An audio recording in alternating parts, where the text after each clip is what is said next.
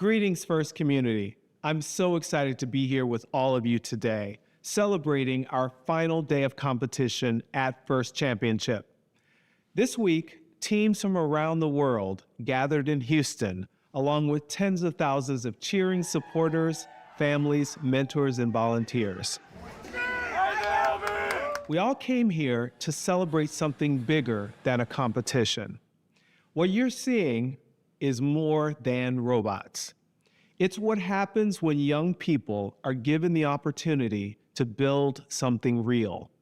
And when that happens, something shifts.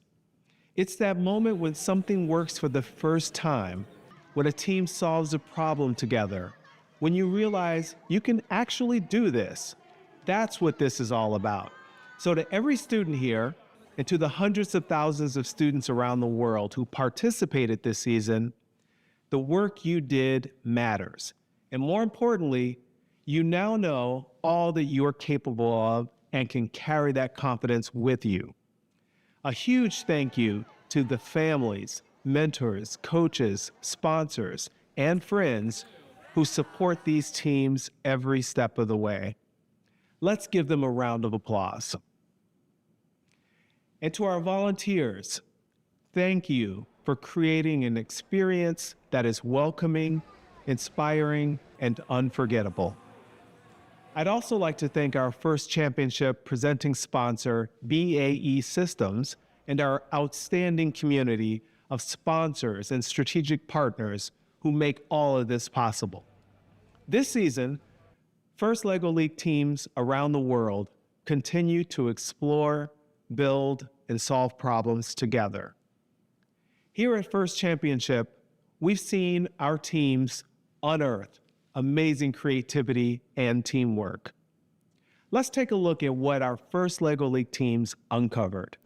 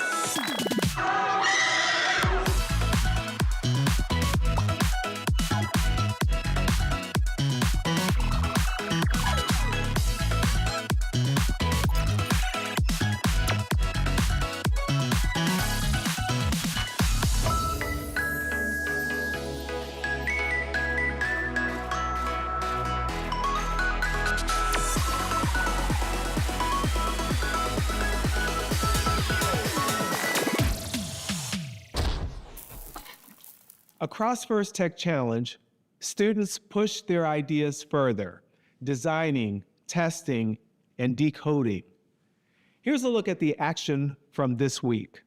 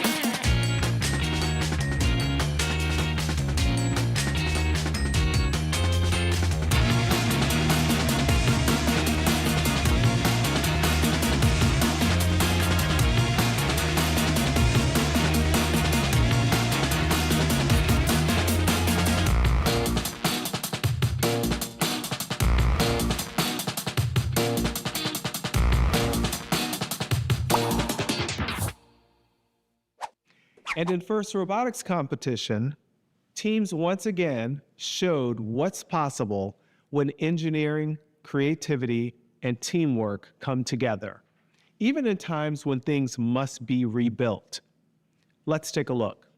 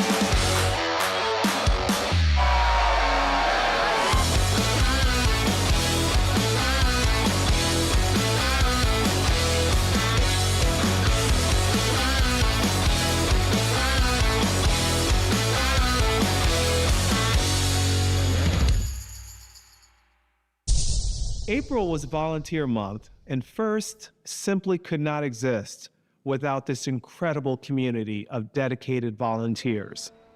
Your time, your energy, and your belief in these students creates an environment where those breakthrough aha moments happen. So to every volunteer, thank you for being part of the magic. Next, we want to recognize the winners of the FIRST Leadership Award. This award celebrates outstanding student leaders who truly represent what FIRST is all about. Please join me in congratulating this year's recipients.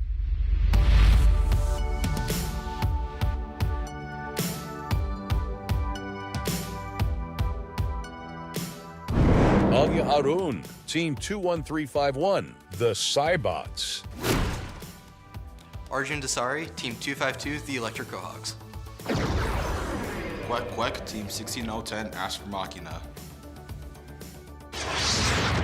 Karime Lopez, 50/70, Robotics. Ananya Perowit, Team 25742, the Tech Talents. Chris Jung, Team 23280, CART. Arnav Gadamanugu, 16290, Zip Ties. Arhan Joffrey, 2240, Slingshot. Sophia Lana, 72792, Amigos Droids. Abby Fenrick, Team 22526, Bonnie Fire Tech.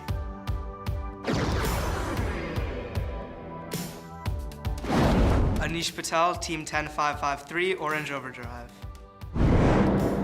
Ben Zislin, Team 179, Children of the Swamp.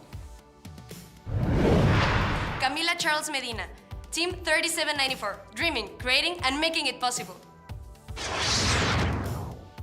Celeste Roselli, Team 2415, the Wired Cats. Emma Langlis, Team 868, the Tech Hounds. Gabriel Jonas, Team 687, the Nerd Herd. Julia Fisk, Team 6753, the CBA Robo Kings. Kate Reidenbach, 2704, Roaring Robotics. Max Swan, Team 4096, Control Z. Risha Makam, Team 503, Frog Force.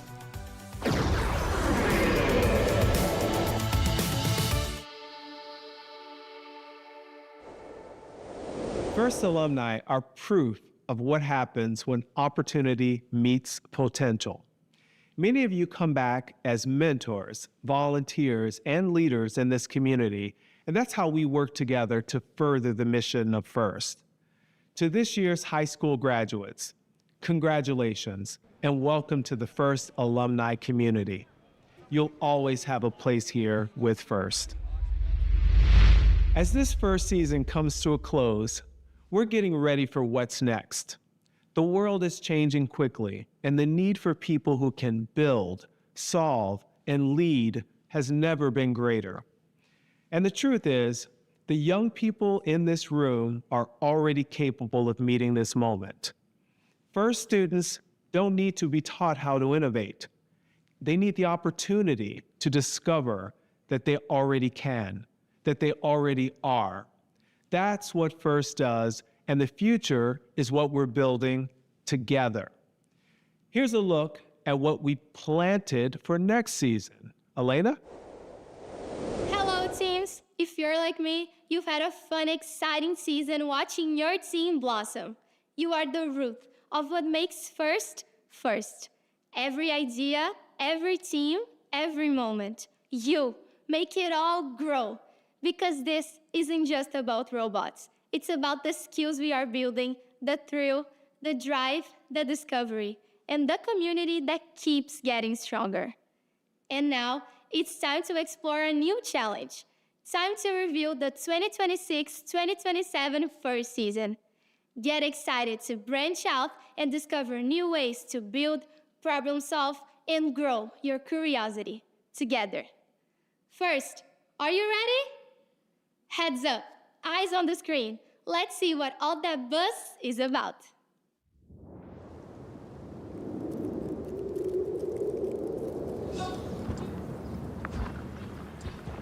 Connections are everywhere, from the smallest species to the tallest trees. Our planet is home to rich biological diversity, a web of relationships succeeding together.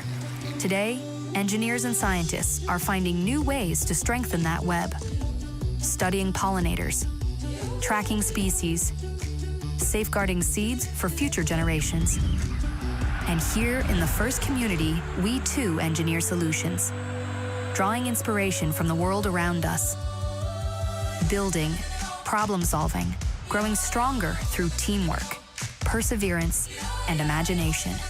Together, we grow. Together, we thrive. Welcome to FIRST Canopy. Engineer a thriving planet.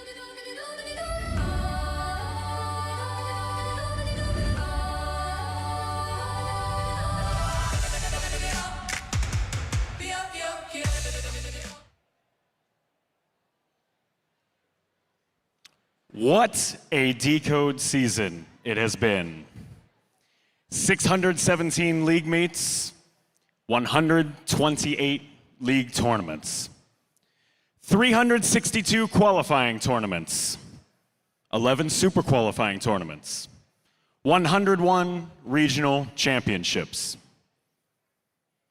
338 teams, 6 divisions, 840, give or take, qualifying matches.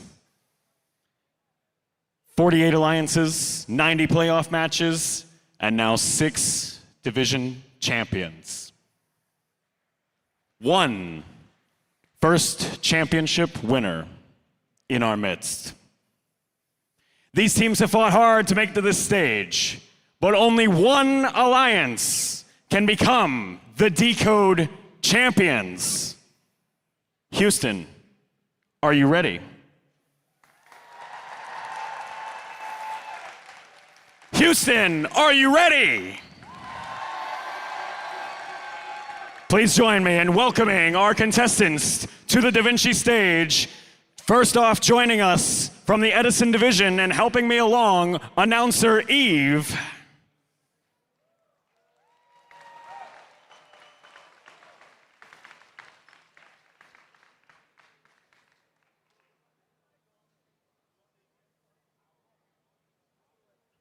Let me tell you about an alliance that has set 3 world records today.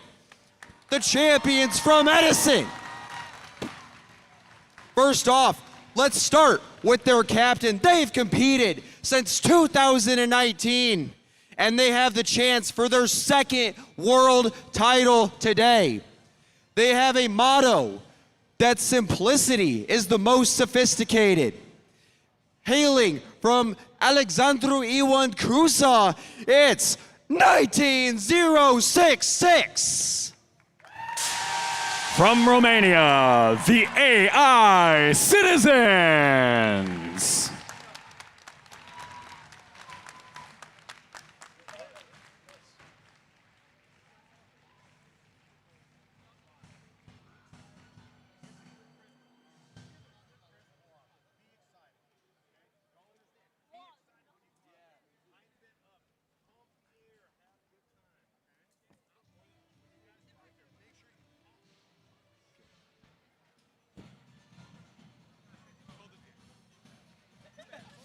Next up, we have their first pick. They are in their 10th year of competition, and they have the opportunity to become the first team from Indiana to be crowned world champions.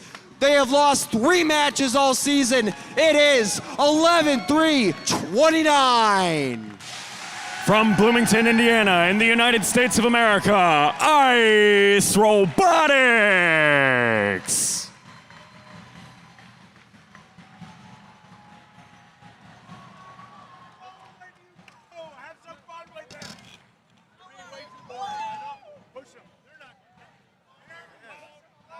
Finally, we have their second pick.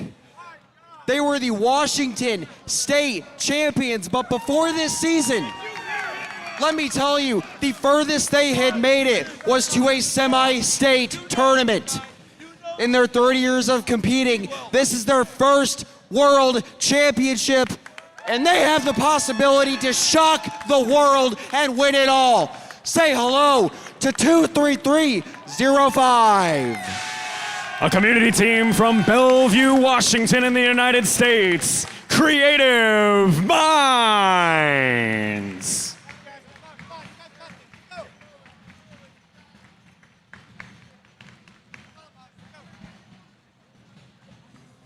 Benjamin! Benjamin! Benjamin! This rookie team consists of 3 ninth graders and 2 7th graders. If you like a Cinderella story, this is your team. They went by being picked the 8th seed Alliance captain at the SoCal Regional to being the captain of the Franklin Winding Championship Alliance. Let's hear a loud howl for Coyote 30-10.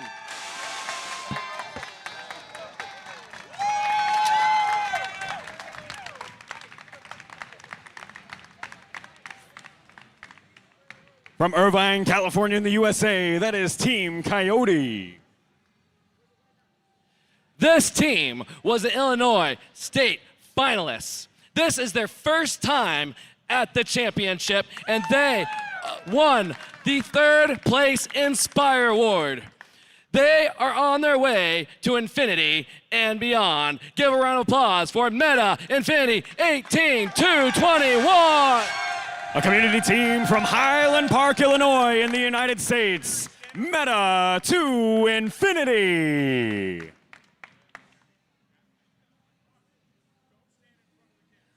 This team went undefeated in the New York State Excelsior Championship. This might be their 2nd time at the championship, but this is their first time on Da Vinci Field. Leave the robot, take the cannoli, because the mob is coming. Team 10-9-49. Sponsored by Gene Haas from Cross River, New York, Mechanical Operations Bureau. And now from the good old division, we'd like to introduce you to a team that has been here to the World Championships 4 times. They like to spend their time teaching robotics to underprivileged kids. They recently went to Romania to MTI. They enjoyed Romania so much, they invited one to be part of their alliance. Let's welcome Team 18270. Also sponsored by the Gene Haas Foundation from Irving, Texas in the United States, Robo Players. The good old division has kids that have big hearts. This team here probably has the biggest hearts in this entire building. They love work with visually impaired kids. They love helping other people at all times. This is their 2nd time at the World Championships. Let's welcome 20265. From Buzău, Romania, Heart of Robots.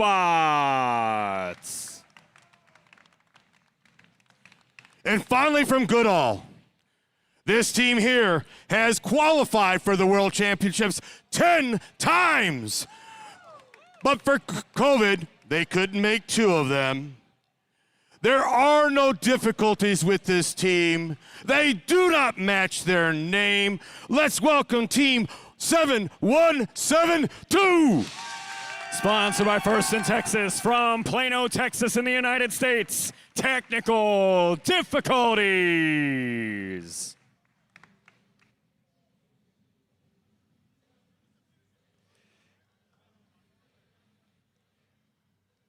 And introducing the Jackson Alliance. First up, they dominated the Jackson division with a 91% win rate across the whole season, and they're looking to become the first back-to-back champions in modern FTC history. You already know who it is. It's 11-2-60. Sponsored by the Gear Alliance from Longmont, Colorado in the United States. Up a creek.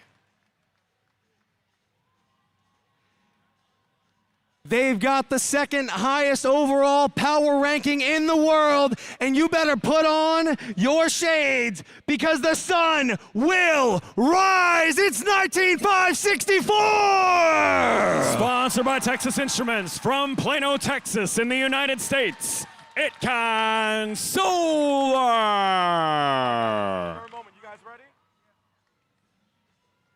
And the final piece of this alliance, they're coming to Da Vinci hungry to add their tally to their program's accolades.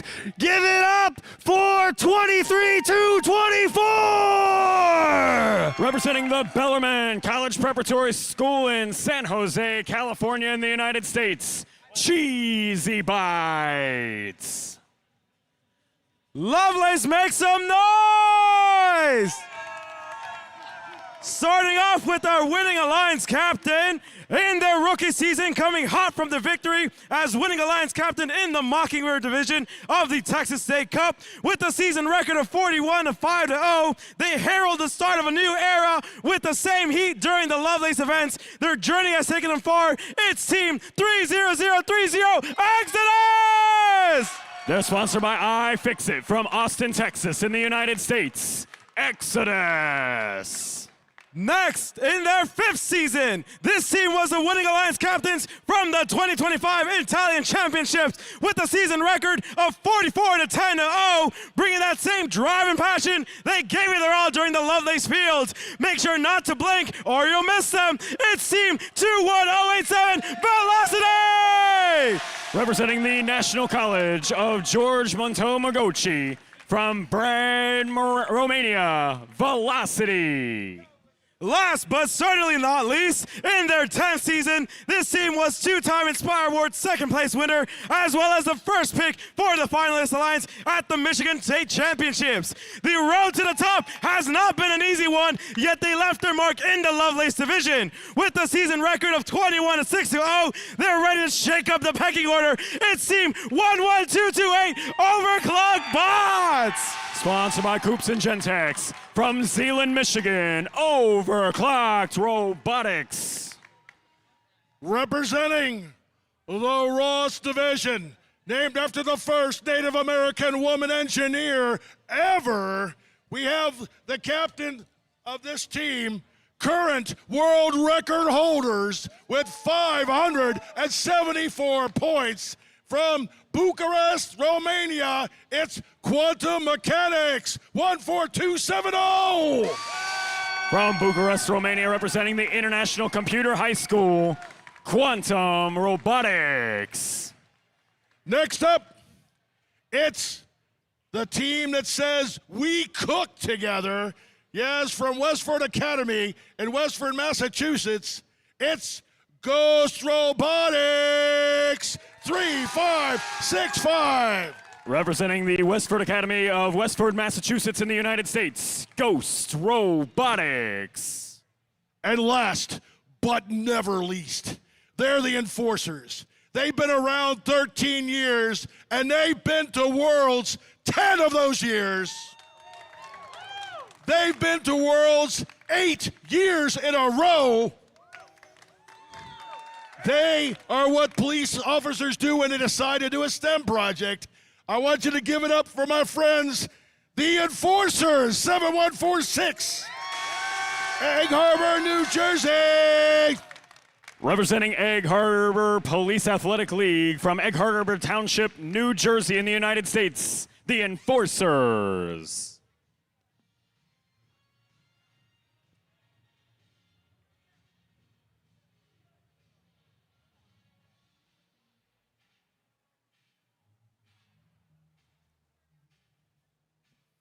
Well, there you have it, folks. 6 division champion alliances. Just a few hours stand between us and a Decode championship event winner. To walk us through this process and explain everything that's about to happen here on DaVinci, please join me in welcoming back our sports desk, First Champs Live, presented by Robo Sports Network. Well, hello, everybody. We are so excited to be here at our sports desk. Welcome to First Champs Live, presented by Robo Sports Network. These phenomenal folks down here at the desk all week have been bringing the action, checking out all 6 of these divisions, and they are the experts when it comes to the strategy that we are about to see unfold here on DaVinci. My name is Corey BK. I'm a First alumna and your Global Master of Ceremonies this week, and I'd like to introduce my phenomenal correspondents. We've got Ken, Tyne, and Zarif, who are bringing you all of the analysis. They have been watching and prepping for helping break down what it is we are about to see here on DaVinci. They are the absolute star analysts here, and right to my left, I've got Ken. And Ken, for a lot of folks in the room, they do not know what we are about to see. We have not had a round robin before, so tell us a little bit about what we're going to have happen down here on DaVinci.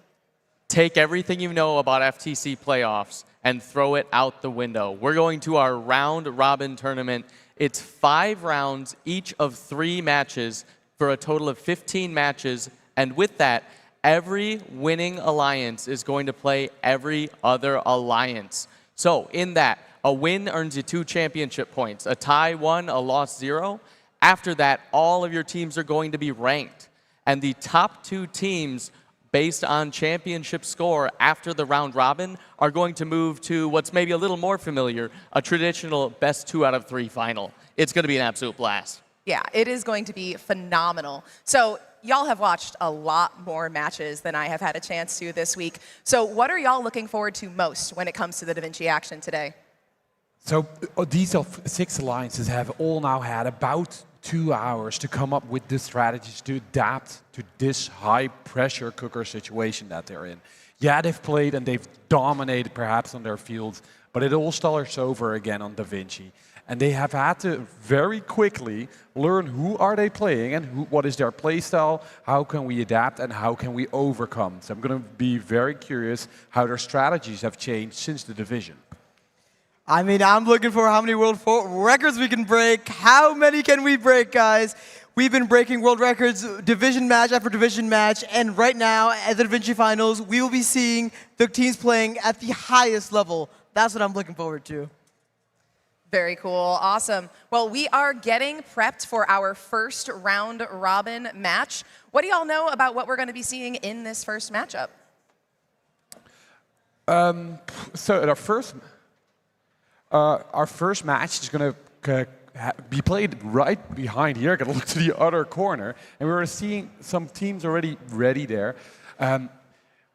As you said already, we've been breaking the record match after match, basically, in the divisional playoffs. And that is what it's going to take for the teams to overcome here on DaVinci. They're going to almost have to be scoring world record level points to beat the others. But at the same time, they're going to have to start thinking about taking away a couple of the points that their opponent's scoring. Because every point you take away is a point you don't have to score. I'm getting on the screen right now the world record right now at 589. We also have seen scores at 535 and 508 earlier in the day. But what we don't see on that is that is only the top 3 world records. And we've had, I think, 8 or 9 here at championships. So we're not done yet. All right, well, it sounds like we are ready to take a look at our first round robin match today. We're going to be throwing it down to Field 1 on DaVinci, where we've got our game announcer, Robert, to take you into the match.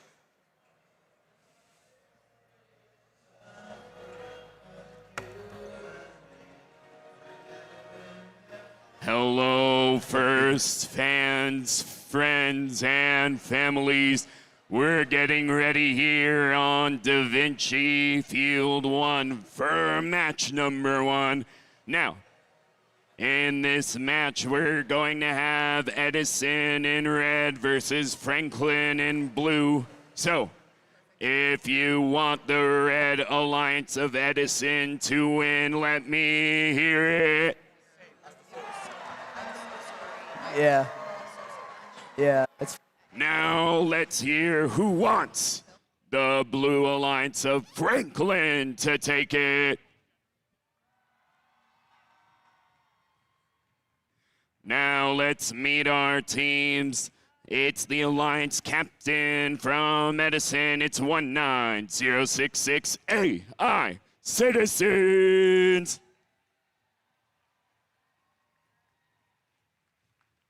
They're from Foxcani, Romania, while their alliance partner is from Indiana here in the USA. It's 11329 ICE Robotics. And joining that alliance, it's Team 23305 from Washington here in the USA. It's Creative Minds. And on the Blue Alliance, we have a family and community team from California and the USA. It's the team captains 30110 Coyote. And their first pick through the tournament from Illinois and the USA, it's 18221 Meta to Infinity. Joining that alliance is Team 10949 Mechanical Operations Bureau, MOB Robotics.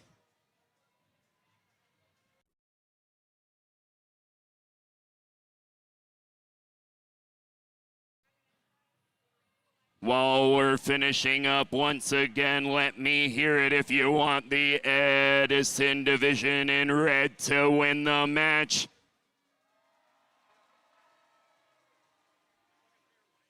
And let's hear it if you want the blue division of Franklin to take it. We're going to start the match here in just a moment.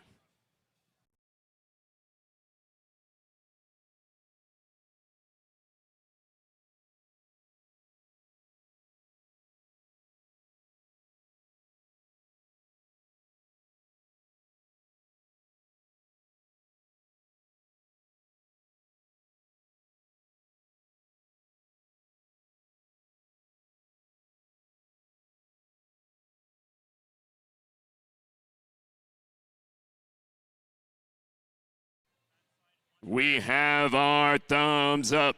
Everybody count it down with me. It's gonna start in 3, 2, 1, go! We're off in match 1 here, the round robin. The Red Alliance and Blue Alliance both sending 6 artifacts in. They both empty their classifiers at the same time, but it looks like our Red Alliance is currently in the lead. As you can see, AI Citizens up front and their alliance partner are ICE Robotics in the back. The Blue Alliance still trying to keep up. Drivers, pick up your controllers.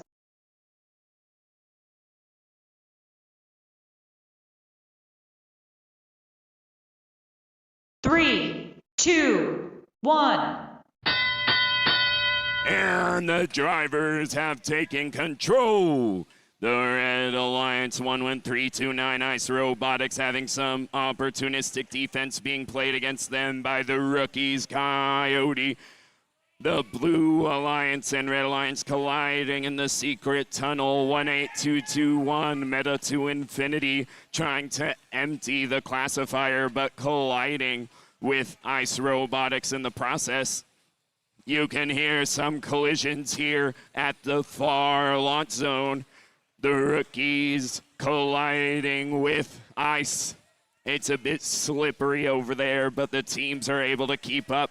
Right now, the Red Alliance is leading 269 to 162. These teams going back and forth here. The Red Alliance emptying their classifier. It doesn't fully empty, but AI Citizens does not mind. They're looking to try and grab 3 artifacts once and go back and forth for the same cycles. They keep sending it. A lot of contact on the other side of the field, though. The blue robot of Meta to Infinity continually being advanced on by Ice Robotics. There's a lot of contact in both of the secret tunnels here with about 30 seconds left. The Red Alliance still having a heavy lead, but we'll see what happens here in the final moments as we go into endgame. There's only about 15 seconds left in the match. And as we finish up the match here, we do see some of the teams still going to score with 5 seconds left. Will any teams park? Red coming still, blue doing the same. But that is time.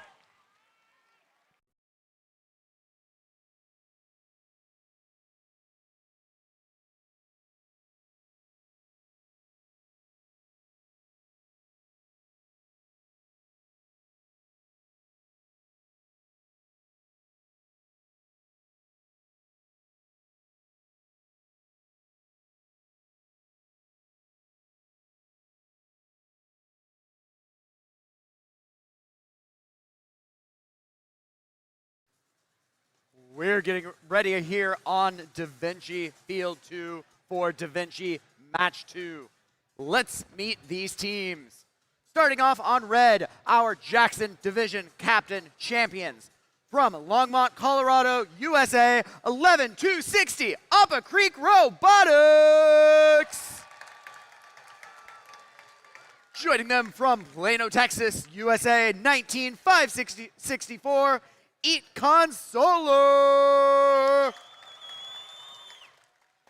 And their alliance partners from San Jose, California, in the USA, 23-224, Cheesy Bites.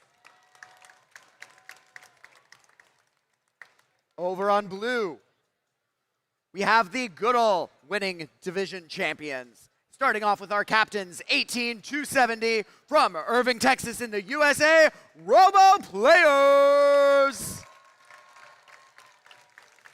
Alliance partners from Romania, 20,265, Heart of Robots. And alliance partners from Plano, Texas, Team 7172, Technical Difficulties. We are ready to begin. 3, 2, 1, go! The robots are off in the autonomous period. Upper Creek firing a little bit off of the depot. All 3 other robots straight in.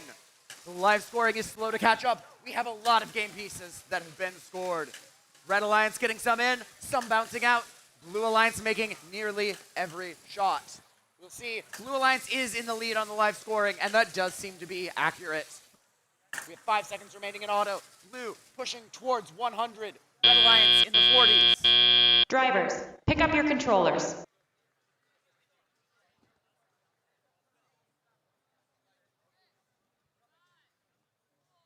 Three, 2, 1. And the drivers take control here on DaVinci Field 2. We've got robots playing the back of field, going for the short shots. That's Icon Solar over on the Red Alliance, and the Robo Players, the Alliance captains of Goodall. Over on blue, our Alliance partners, Heart of Robots. They're going for those long shots from the back, loading up from the human player station. They shoot, they score. 1:30 left on the clock, 150 to 86. Blue Alliance growing that lead. Upper Creek, our multi-time world champions. They are having some trouble, but they're fighting back. They know what it takes. They're now nailing almost every shot. The long shot from the back, hard to make. They're making it look easy. Blue Alliance in the 200s, red still in the 100s. They're playing catch up, but they are fighting for it. But the Blue Alliance pushing back. Robo players, very accurate. Bots, Heart of Robots from Romania, very much the same. Making those back shots every time. Just the right amount of spin to go straight in. Up a creek shoots. One. Going in. Heart of Robot going for the gate. Grabbing from the secret tunnel. 45 seconds remaining. Blue Alliance in the 300s. Red in the 200s. Up a creek shoots. 1, 2 going on in. And Heart of Robot matches. Robo players dropping them all in. And 3 artifacts by their Alliance partners, Heart of Robots. We're in the 30-second mark. Blue Alliance in the high 300s. And growing. Red Alliance fighting to stay alive. 20 seconds remaining. We're in the end game. These robots show no sign of slowing down. They're scoring and scoring and scoring.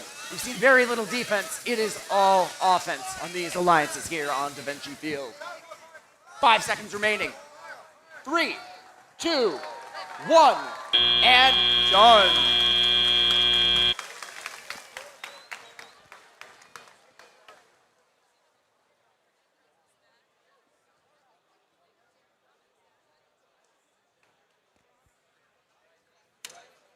Hello, Da Vinci. We're over here on field number 3. We're ready to start our next match. On our Red Alliance, we have the winners of the Love Division. On our Blue Alliance, the winners of the Ross Division. Let's go ahead and meet our team. Starting us off, it's Team 30030 Exodus.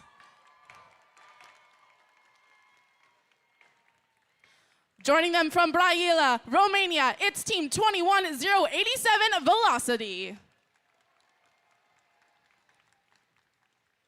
And last but not least, on that Red Alliance, we're joined by, from Michigan, in the United States of America, Team 11228 Overclocked Bots. Over on the Blue Alliance, we have the Ross Division. We're starting us off with Team 14270 Quantum Robotics from Bucharest, Romania. Joining them from Massachusetts in the United States, it's Team 3565 Ghost Robotics. And the third member of the Blue Alliance from New Jersey in the United States of America, Team 7149 Enforcers.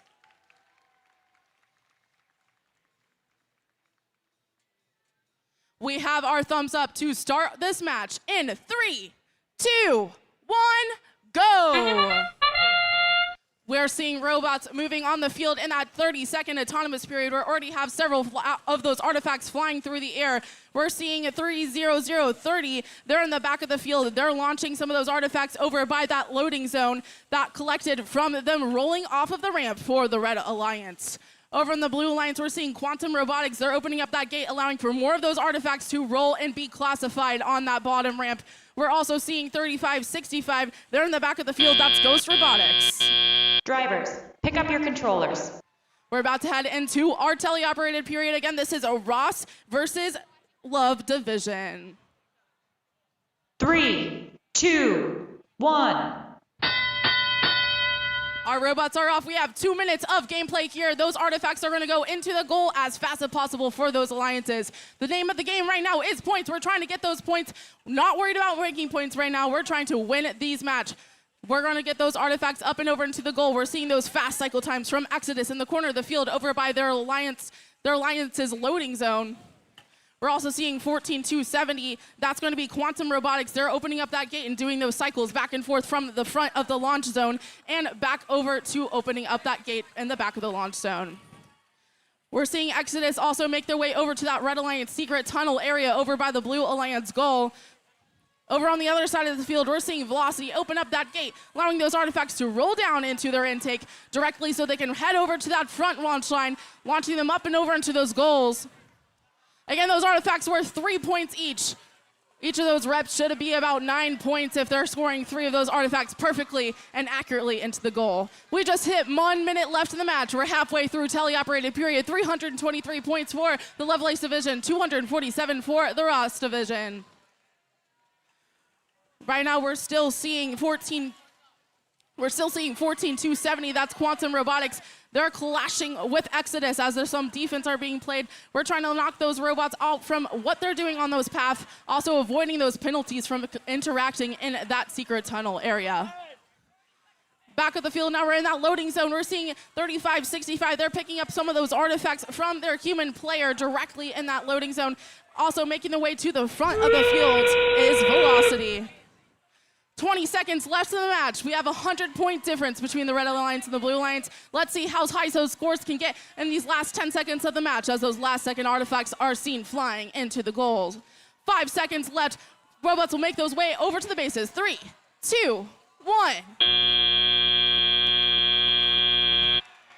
That was the end of the very exciting Da Vinci Match 3 over on Field 3. Now we're going to pass it over to our sports broadcast desk for a couple comments and some results of matches. 574 is no penalty. Okay, we're happy to be back here at the desk. Guys, we saw some amazing matches. Amazing, yeah. We totally just wrapped up round robin round 1 here on Da Vinci. So in match 1, we saw Franklin versus Edison.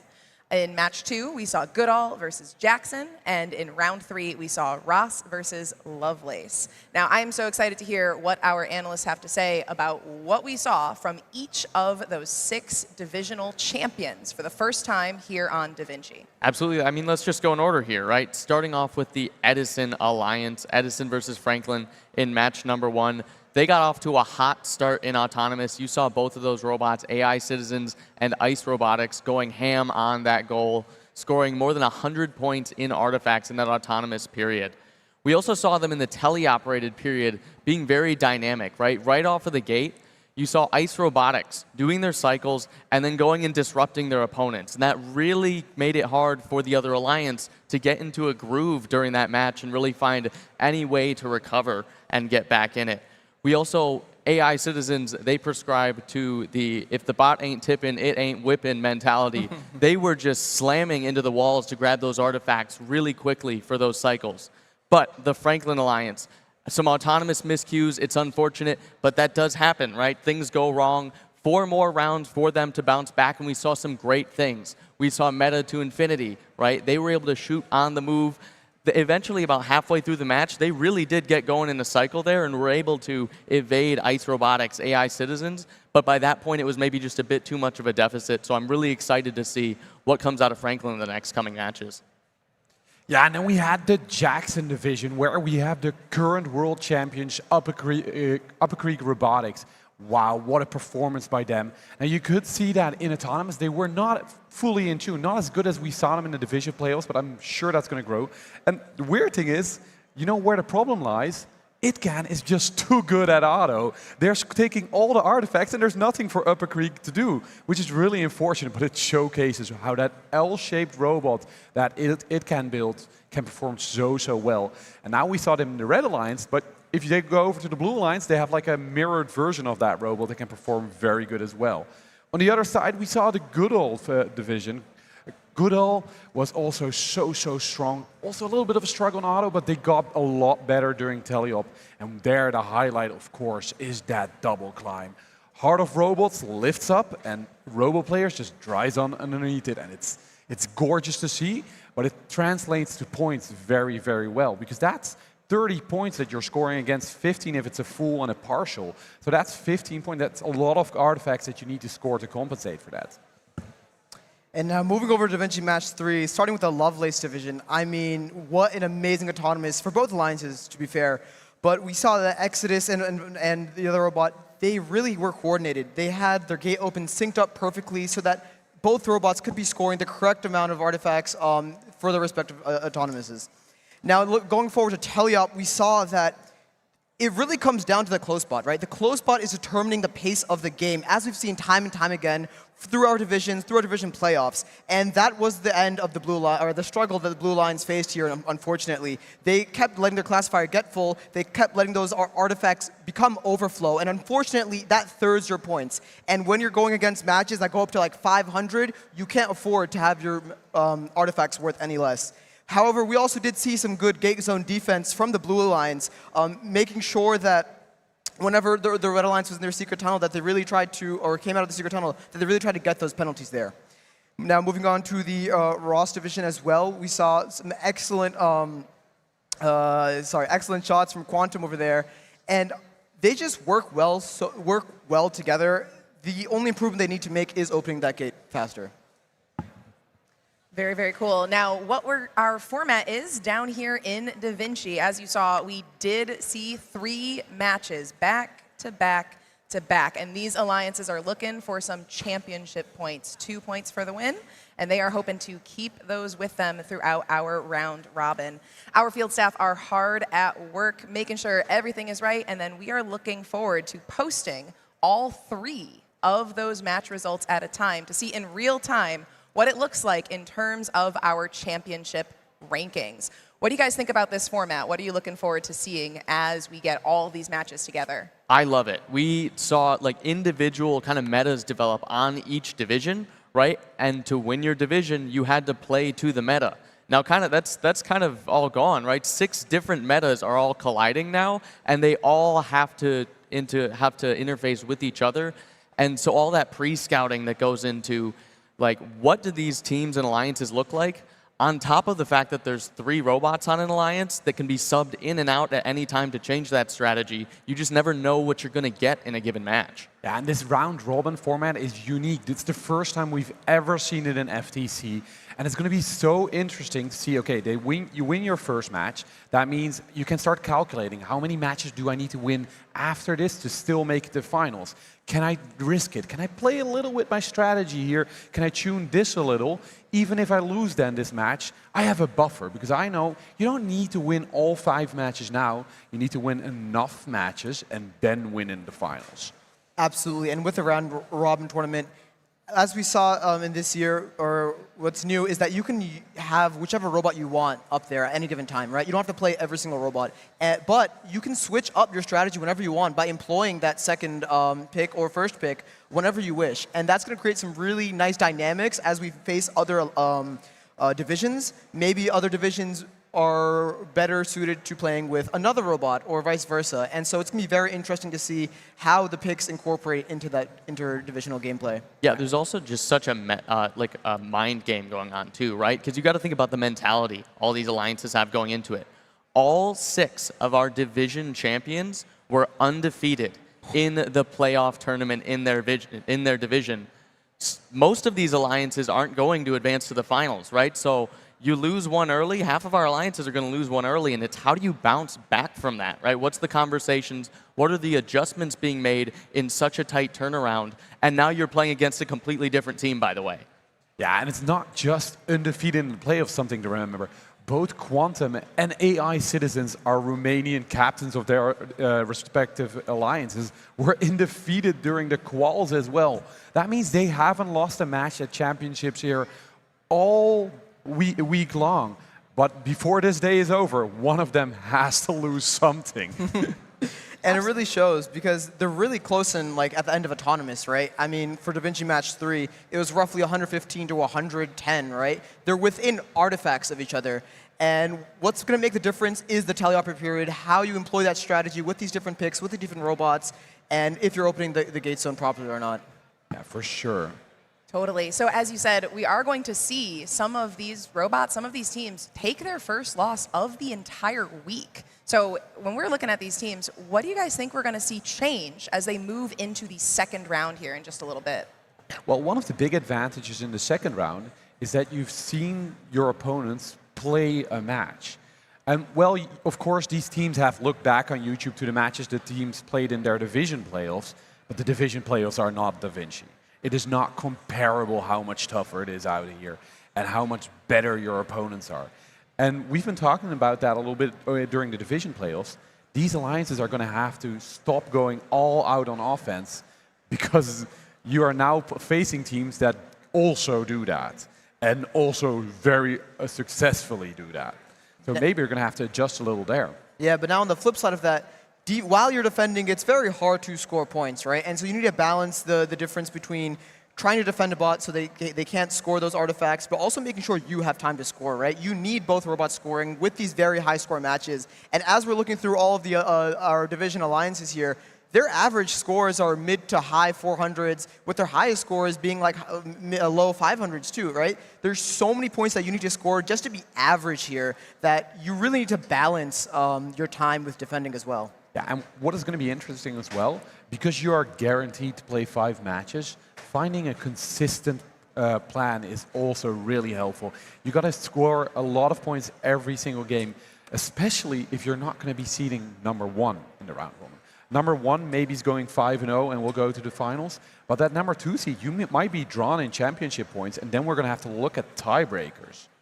Yeah, absolutely. It's gonna be really tight because, like you were saying, these teams, a lot of them are going from, you know, big fish in the medium-sized pond to medium fish in the medium pond. Like, they are going neck and neck in terms of points in all of these matches. Yeah, it's honestly such a privilege to be able to sit here and watch these teams perform. Because, absolutely. Oh my God, it's just an incredible show. This is like the best sports there is. Totally. Now, one thing I think a lot of folks might be a little unfamiliar with, given the format here at Champs, is we've got 3 robots on these alliances, right? So tell me a little bit about the role of that 3rd robot on these championship alliances, because folks coming from their qualifying tournaments, their league tournaments, they haven't necessarily seen that before. So what changes the game here at Championship? You know, it's a really interesting question, and I'm going to tell you this. There is no single answer to that. Your second pick is very dependent on your alliance, I think, and on the pick that you make. In some alliances, they're going to be like a brilliant additional strategy. They're going to be thinking about this. They're going to be scouting your opponents, working in new strategies, prepping for the next match. So they're like a third brain you have ready to go. And in some alliances, we might actually be seeing them go onto the field because strategically, they are more interesting in a match against their opponents. So it's going to be 6-second picks, 6 variations of what you want from them. It's also nice to have that really direct access, just overall high-level, fresh perspective, right? If you've ever watched a sports game, you've yelled at the TV and gone, just do this thing, right?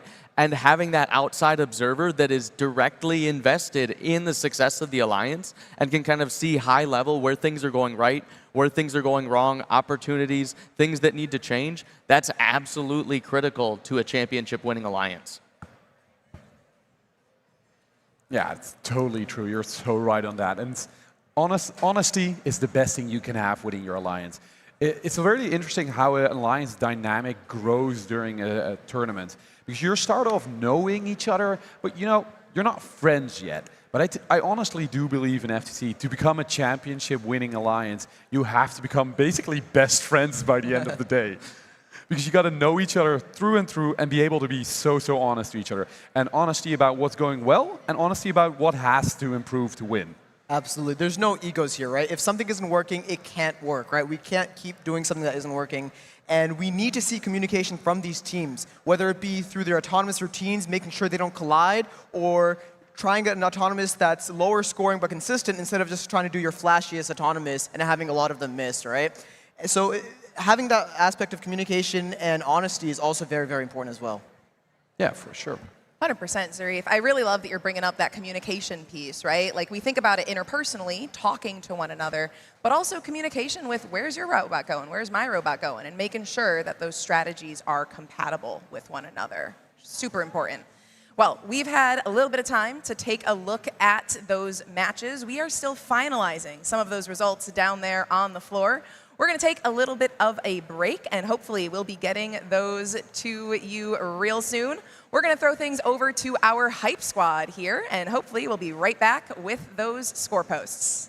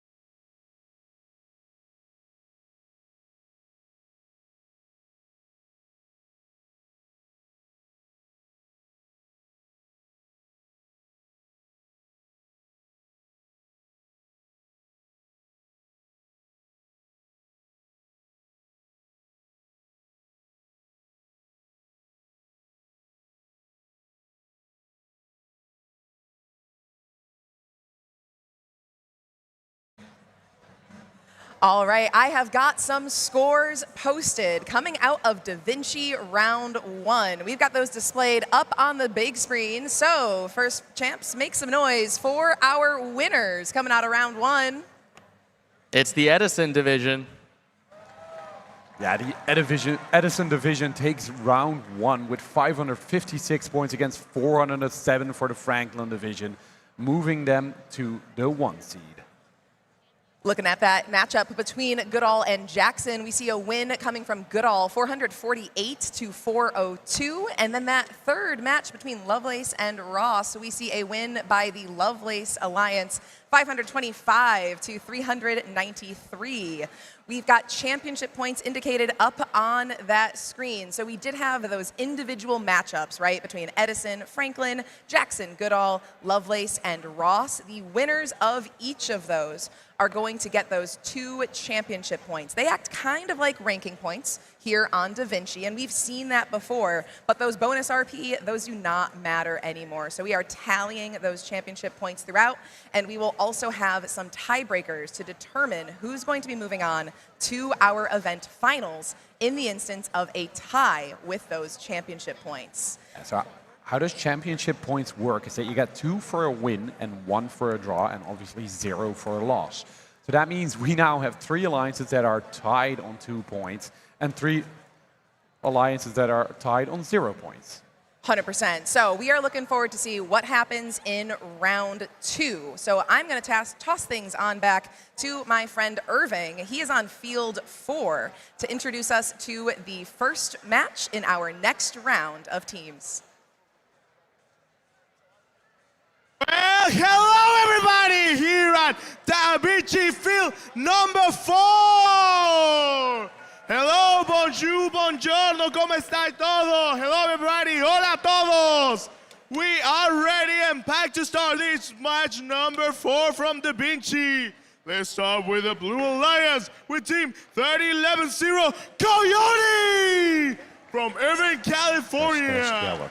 We have team 18221 Meta Infinity from Highland Park, Illinois.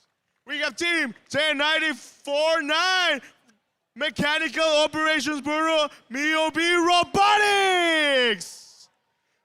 10949. And on the side of the red field, una cena primero que todo. We have team 20265 Her of Robots coming all the way from Basasu, Romania. Also combining them is team 18270 Robot Players coming from Irving, Texas. And team 7172 Technical Difficulties from Plano, Texas.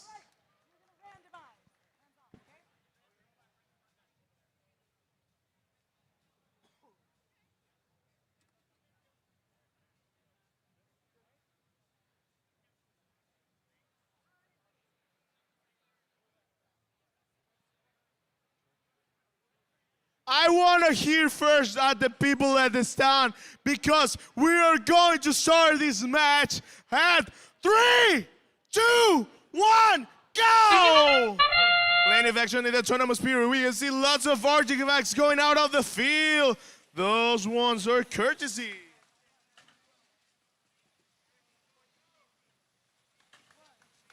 Those ones are courtesy of Coyote. It's running all really fast. Meta Infinity opens the gate, releases those artifacts, and it goes down. Robot players are moving quite fast. Just be careful with those artifacts coming out of the field. Herds of robots made a great effort with those long distance shots.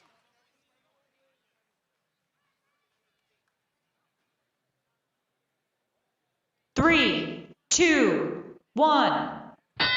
And we're good to go. Let's see how it goes in Italia period. They open the gate. Team Meta Infinity goes really fast and gets 1 artifact inside of it. Hearts of Robots moves, and whoa, what a great launch from the far side of the field. Coyote hits up and it goes, but they got some technical problems over here. Let's hope they can figure it out because this struggle is really complicated. 1, 2, 3 artifacts. Almost 3 of them for the Red Alliance. They're a little bit stuck at the human player area. 1, 2, 3, and 1, 2, 3. Perfect long distance shots for both alliances. Robo players nail it, and there we go. 3 artifacts are heading over there. 1, 2, 3, courtesy of Hearts of Robots. 2 of them got in, perfectly executed by Team Coyote. Meta Infinity is back into action. It opens the gates and boom, it got 3 artifacts. 4-1 was missing, but that one was courtesy of its team. 1, 2, 3 artifacts from Coyote. It goes really fast. We can see a little bit of crashes over there, please. Team, let's be sharing those artifacts. We still have plenty of time over here. Let's see how it goes. 1, 2, 3 artifacts for Meta Infinity. 3 more for Hearts of Robots. They are nailing it with those long distance shots. A little bit of crashes over here at the Blue Alliance side. They open the gate, Meta Infinity opens the gate, and you know what that sound is? We have less than 20 seconds left for this Da Vinci match number 4. Let's see how it's going. 1, 2, 3 for the Blue Alliance, just a few seconds left. Now at this Da Vinci Fury number 4, lasting only 3, 2, 1. And we're done for today. And I want you to look at this amazing result at the end of this wonderful match. We can see 1 robot on the air. That's really awesome. It's really complicated mechanism. But I want to hear the people at the stands, please. Who's heading for Guno? Okay, that was really nice. But I want to give a chance for the people of Franklin. Where's Franklin? Come on, guys. I cannot hear Franklin. I'm going to try it again. Where's Franklin? I can see it. Well, it's one part's over here and one part's over here. So I want to try one thing that I did in the morning, that anytime that we do the word gracious professionalism, you're going to clap your hands and up and saying, hey, okay? I want to try it with everybody from the field. So if camera could point to me.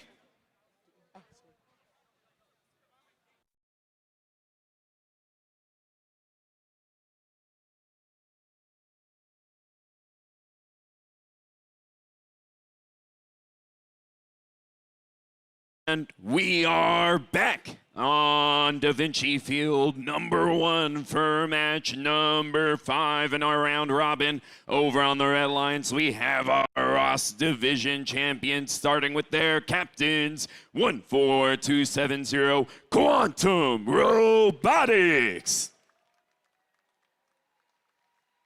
And next to them, their alliance partner, 3565 Ghost Robotics. And you can't forget about their alliance partner, 7149, the Enforcers. And over on the Blue Alliance, we have our champions of the Jackson Division with our captains, 11260 Up a Creek Robotics. And their alliance partner, it's going to be 19564 Itken Solar. And their partners, it's 23224 the Cheesy Bites.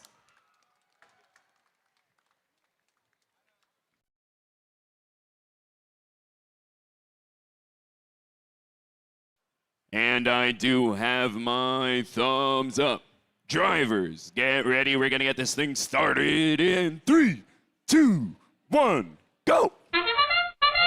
As we start the autonomous period, the Blue Alliance of Jackson, the first to get all 6 artifacts up, but the Red Alliance of Ross is able to contend.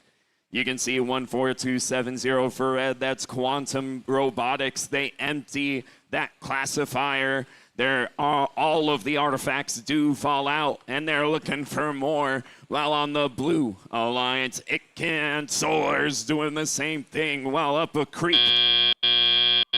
Drivers, pick up your controllers. Up a Creek was in the back there, making sure they could score some artifacts in the far launch zone. We'll see what happens. 3, 2, 1.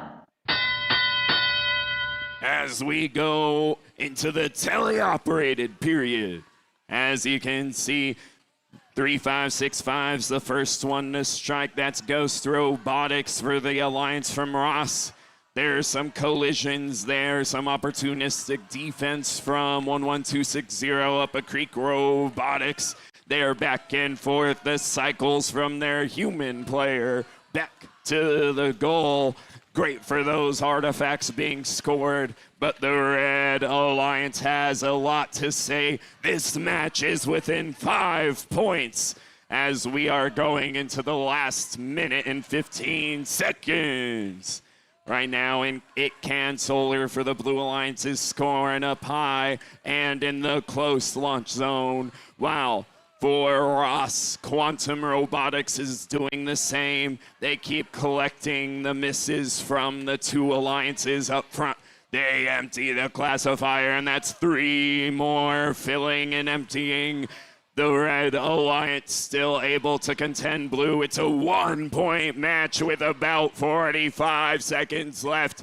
This is the closest match in Da Vinci so far. The Blue Alliance looking to take their first win here. The Red Alliance looking to do the same.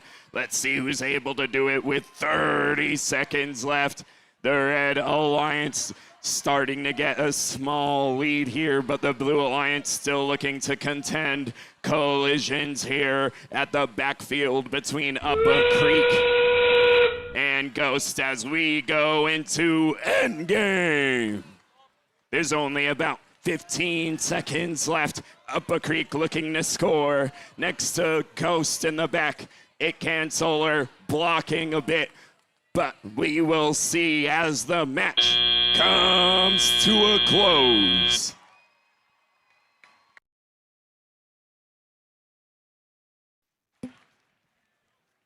Welcome back to Da Vinci Field 2 and Round Robin Match 6. Let's meet these teams, starting off with our Lovelace winning division in red and Alliance captain from here in Texas, 30,030 Exodus. Joining them from Braila, Romania, 21,087 Velocity. And their alliance partners from Michigan here in the US, 11,228 over Clutch Bots. Over on blue, the Edison Division champions from Focșani, Romania, team 19,066 AI Citizens. Their alliance partners from Indiana, USA, 11,329 Ice Robotics. And rounding out their alliance from Washington, USA, team 23,305 Creative Minds. We've got the thumbs up. We're ready to play. 3, 2, 1, go! And the robots are off. 1, 2, 3. Ice last to score, but they are all very quick. The live scoring is slow to update, but they are nearly game piece for game piece. Artifacts being launched from front and center by Ice and Exodus, where Velocity and AI Citizens playing the back, getting those short shots. Just a couple artifacts between all these robots, all these shots not going in. We're in a dead heat on the score, going into tele-up. Drivers, pick up your controllers.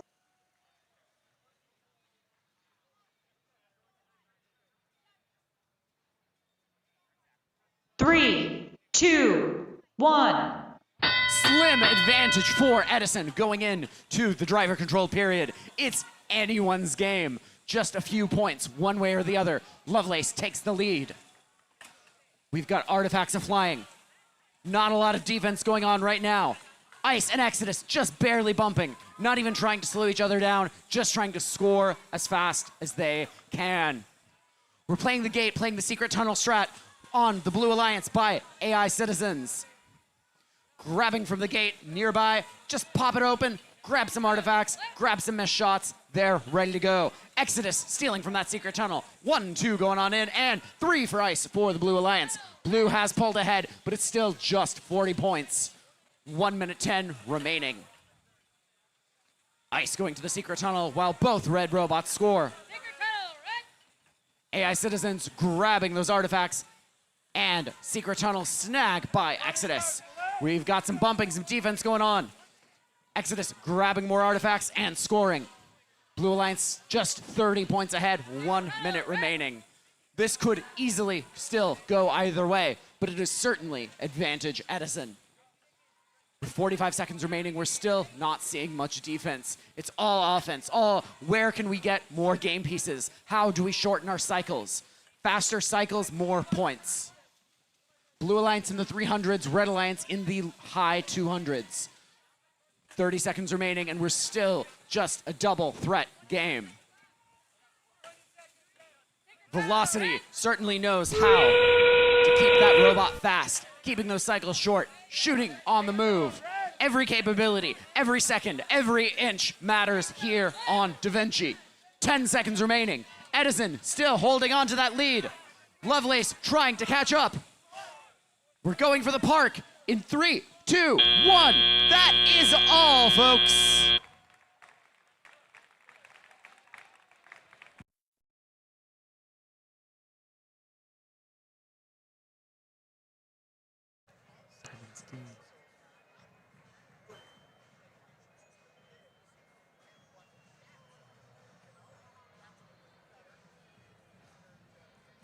All right, that was round 2. So we are back here at the desk, and we've got a new correspondent. So give it up for Graham joining us on the desk this afternoon, fam. Thank you.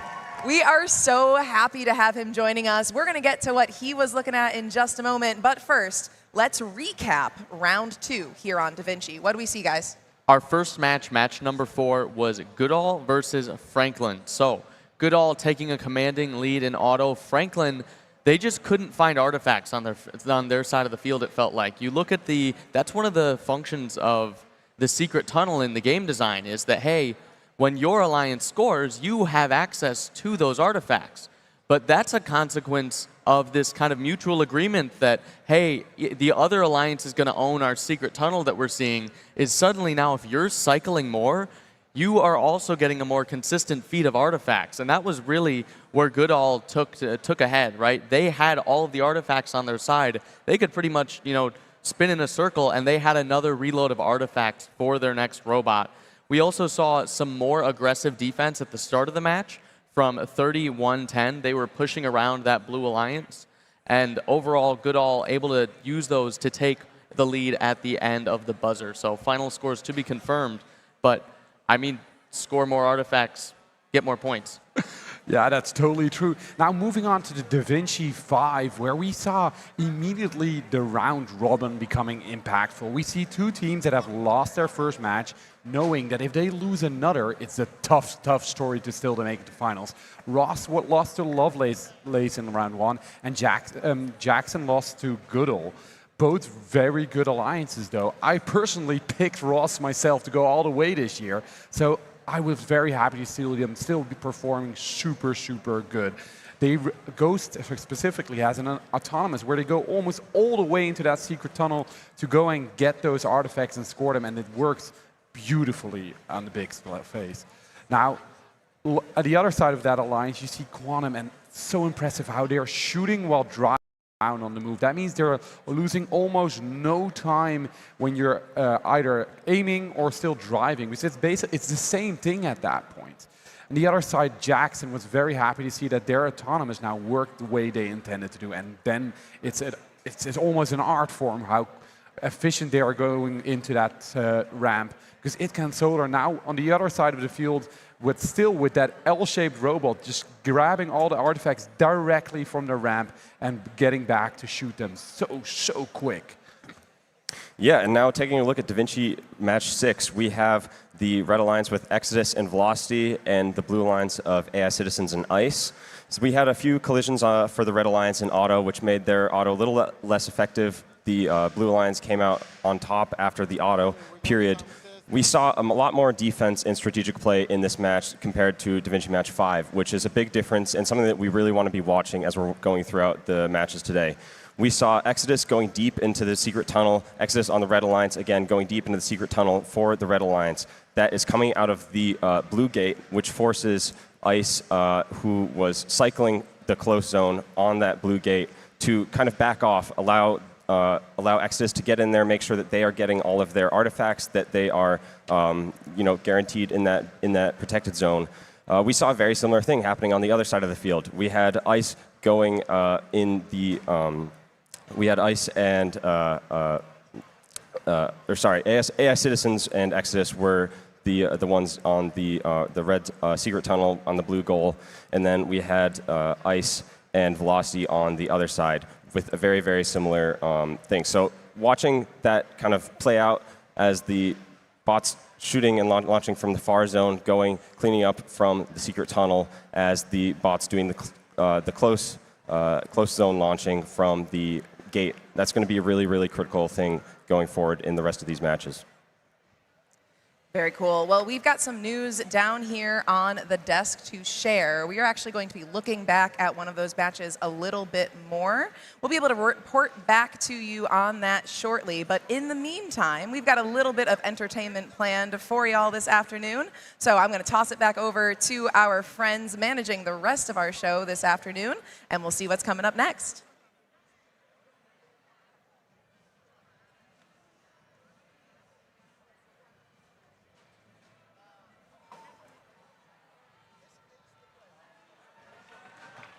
Fans, please direct your attention to the center stage, where these lucky contestants will test their Simon Says skills during our high-intensity Simon Says challenge. Now, please welcome from White Plains, New York, the master of Simon Says, Steve Mack! Yeah. First Robotics, what's happening, people? All right. We got to do this quickly. We've gathered the best Simon Says players in the history of First. We have two teams. Who do you think's going to win? Will it be someone from this team over here?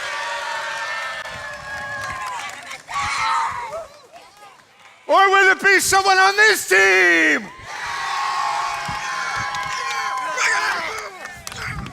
Simon Says both teams, high five!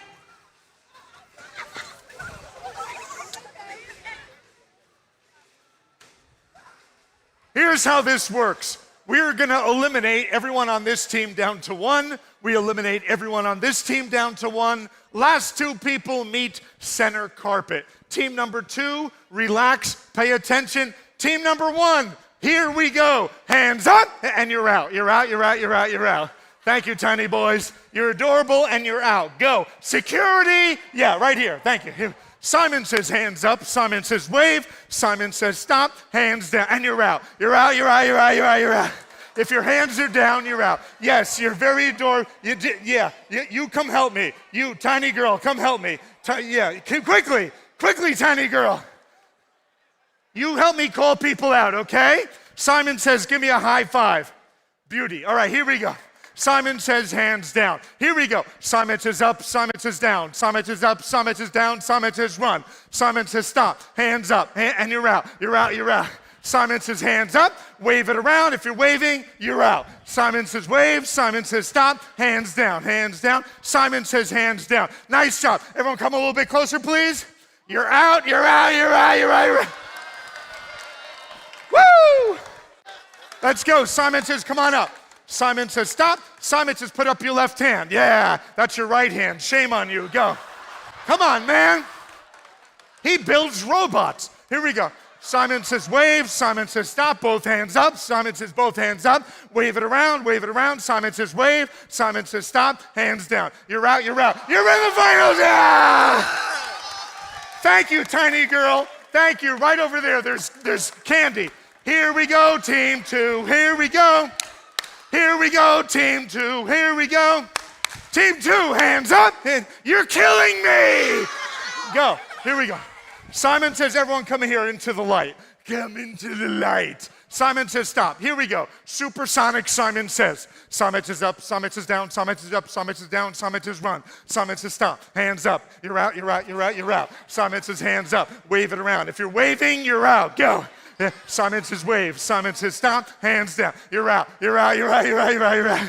Simon says hands down. Simon says move down, please. Simon says one straight line, please. Simon says one straight line. Here we go. Simon says put up your right hand. Yeah. Wave it. You're out. Simon says wave it. Simon says stop. Both hands up. Both hands up. You're out. You're out. You put up. You're out. Simon says wave. Simon says stop. Hands down. And you're out. You're out. You're out. And you're out. Yeah. Yeah. You see how they have two hands up and you only have one? Guess what? Go. Here we go. Simon says hands down. Simon says face each other. Simon says give each other a high five. Simon says hands down. Face me, please. Face me. Face me. Face me. Face me. Face me. Nice job. Simon says face me. Here we go. Simon says up. Simon says down. Simon says lean forward. Stand up straight. Simon says stand up straight. Hands up. You're out. You're in the finals. Let's go. Let's go. There's only one. Easy. There's only one way to settle this. Simon says dance off.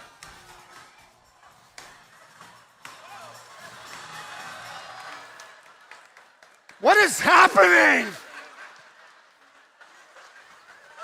All right, listen. Come here. Now, I'm no expert, but it looks like while you did all the dancing, you were having some sort of a heart attack or something. I don't know what's going on. But listen, I appreciate the enthusiasm. Normally, I'd have one winner, but I'm in a good mood because I'm back here at First Championship with the best, coolest kids in the world. So, come here. You are both Simon Says champions. Woo! Yeah. Thank you, my friend. Simon Says this is for you. Simon Says this is for you. And Simon Says, enjoy the games, everybody!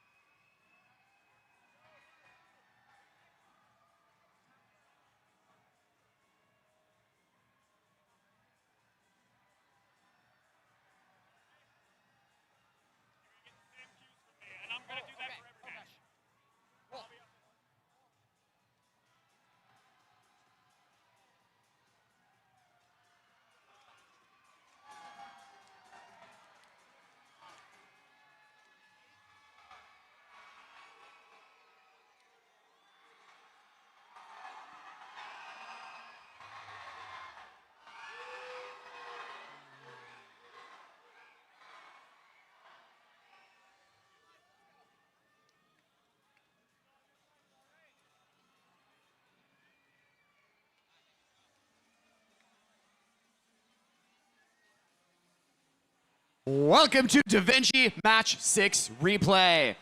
Let's meet these alliances once again. On the Red Alliance from Lovelace, Team 30,030 Exodus. Joining them, 21,087 Velocity. And Team 11,228 Overclocked Bots. Over on blue, the Edison Champion Division, Team 19,066 AI Citizens. Alliance partners 11,329 Ice Robotics. And Team 23,305 Creative Minds.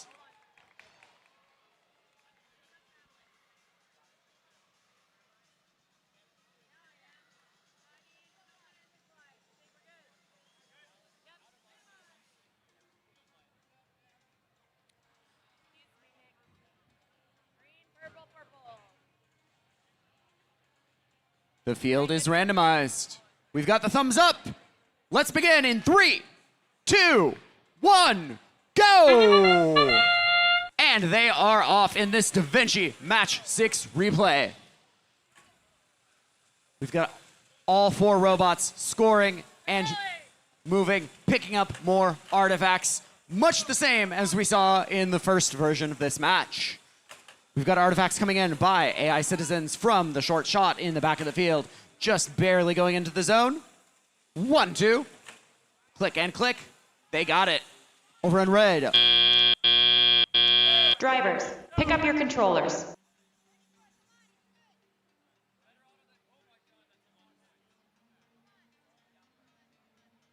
Three, 2, 1. About a 30-point lead for Edison coming out of Autonomous this time. Ice shoots and scores 1, jumping over the edge of the depot. And we've got the same going on for the Red Alliance. That's Velocity. Ice trying to grab from that secret tunnel. They shoot, they score. Blue Alliance holding onto that lead with 1 minute 40 on the clock. We're going for the gate strategy on the rear of the field. AI Citizens and Velocity, where we've got Exodus and Ice bumping each other just a bit. Not sure if that is moving fast or a little bit of opportunistic defense. Looks like it may just be moving fast. These teams, these robots know that every second counts. Scoring more artifacts is a better chance of winning. We've had some high-scoring alliances here on DaVinci. These two are no exceptions. We've got about a minute remaining. Blue Alliance just crossing into the 300s. Red Alliance in the mid-200s. Blue is pulling ahead. Ice, shooting, scoring. Very accurate machine. That Indiana team knows what they're doing. They've been scoring all week. They put up a high score for quite a while. Exodus shoots and scores. From here in Texas, from Austin. Another very efficient scoring machine. That turret is always locked on the depot. We've got 30 seconds remaining. Edison in the 400s. Lovelace in the mid-300s. Blue Alliance seems to be looking for this win. They're crossing into the 450s. The live scoring, having trouble keeping up with all these artifacts. Robots are overwhelmingly scoring as fast as they can, keeping those cycles short, going for the gate, bumping it, picking it up. 3 seconds remaining. We're in the 500s. 2, 1, and done!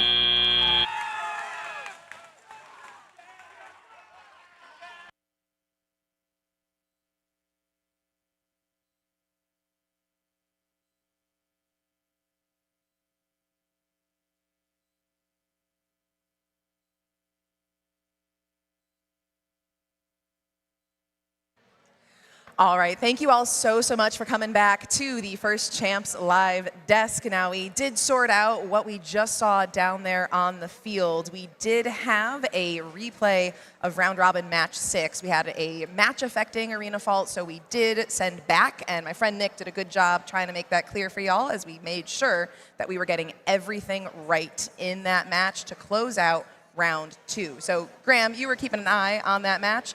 Tell us what you saw, bud. Indeed, there was a lot of similarities between that match and the previous match. So again, we saw a lot of defense being played. Those secret tunnels are going to continue to play an integral role in the pace of these matches. The teams that are cycling the close area, the close launch zone, are allowed to go to the gate and empty the classifier, which dumps all of the artifacts into the secret tunnel for that alliance. But that secret tunnel is a protected zone for the other alliance. So what we're seeing is those far zone bots are going into the secret tunnel and intaking from there. They're pushing far up, close to that gate, forcing the other alliance to back out and kind of go find artifacts elsewhere. You're seeing a lot of play in that match from AI Citizens and Velocity. They have to go often when they're being forced out of the secret tunnel. They're going into the close launch zone. They're kind of picking up some missed artifacts that are left alone here and there. And that's going to continue to be kind of what dictates the pace of this play, that defense. And then again, you're seeing defense in the far zone. You're seeing Exodus and Ice pushing against each other, both going and cycling from the secret tunnel and from their loading zone, going in the far launch zone, obviously very small, very contentious area on the field. Going to endgame, we saw a double kickstand park from the Blue Alliance with AI Citizens and Ice, both tipping their bots up off of the ground, using these little kickstands that they have underneath their robot to bring the drivetrain, bring those outer wheels into the area that is, the base zone, so that they can get that double full park. Again, the double full park, that's 10 points for the full park on both robots. If both robots get a full park, it's another 10 points, 30 points total. That is 15 extra points compared to the Red Alliance, who appeared to have a full park and a partial park, which is 10 and 5. So that's a 15-point advantage to the Blue Alliance from just endgame alone. Thank you for that breakdown, Graham. Really important to keep in mind what those movement points look like. Now, it does look like we might be just about able to post our scores from DaVinci Round Robin Round 2. We're going to hold tight actually on that just a little bit, still making sure we have counted everything perfect. So in the meantime, it's been a minute since we saw the 2 matches preceding. So can we get a quick recap of where we stand, folks?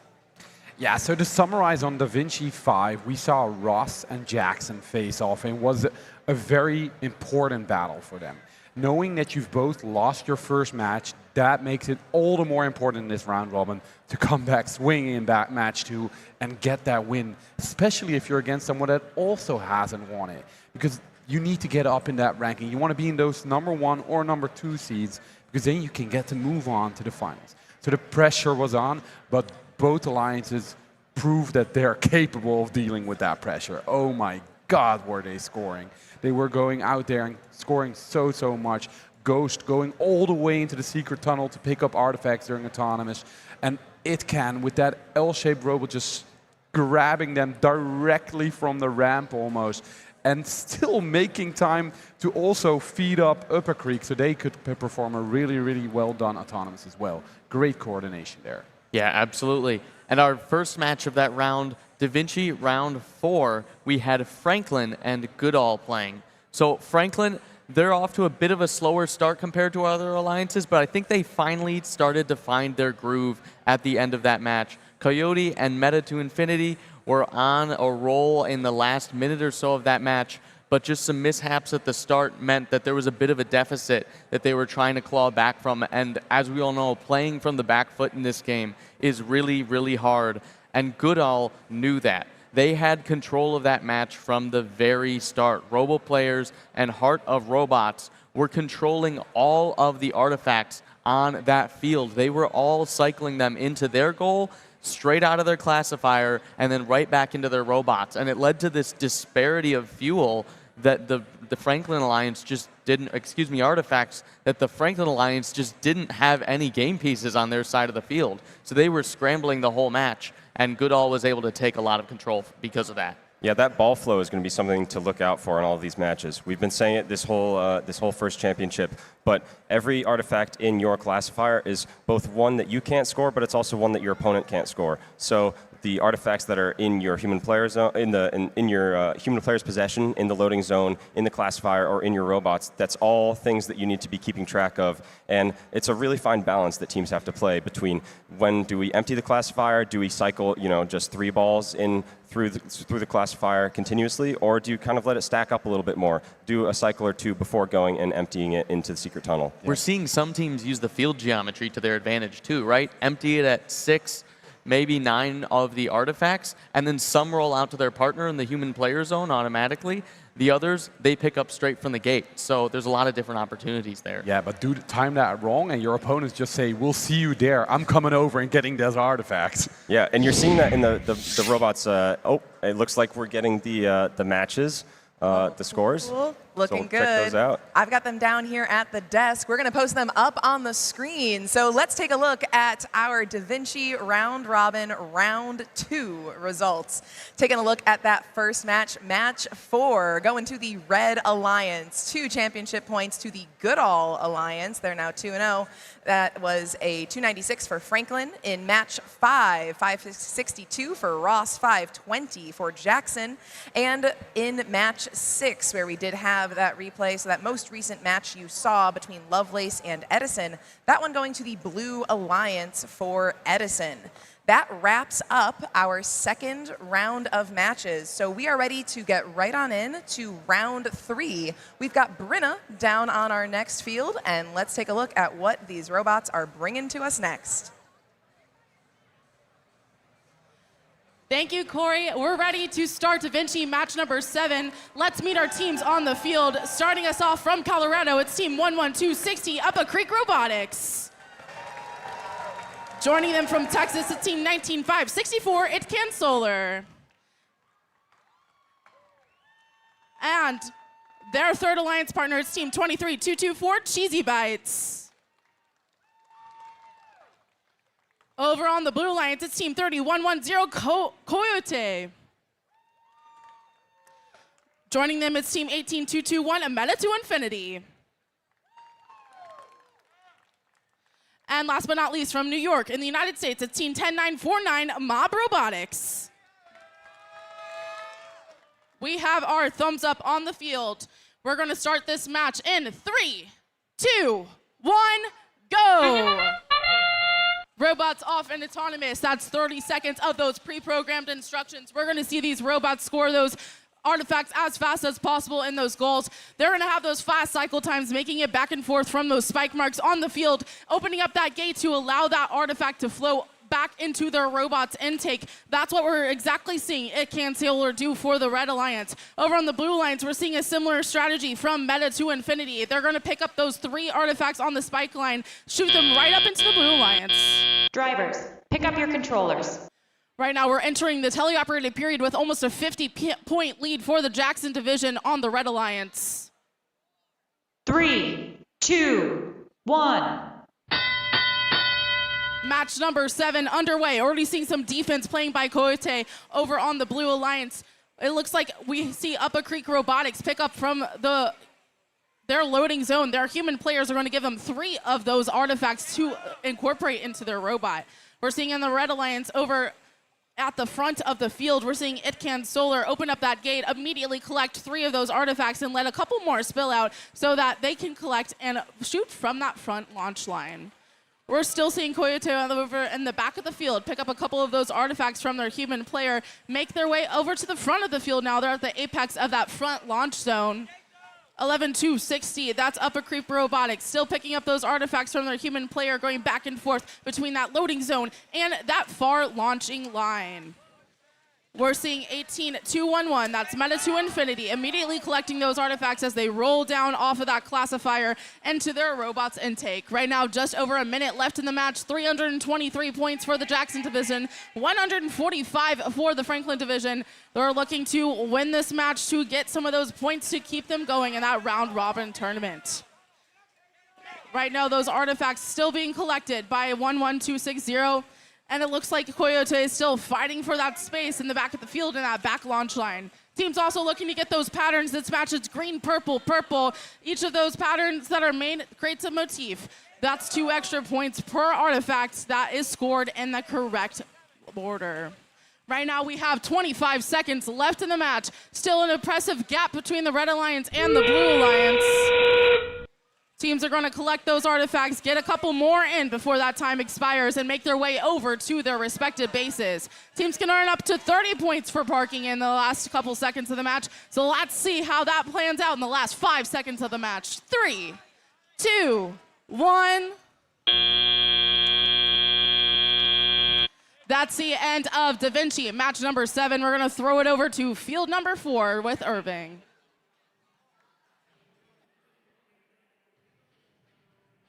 All right, it's time to get on your feet because it's time for the first age dance cam.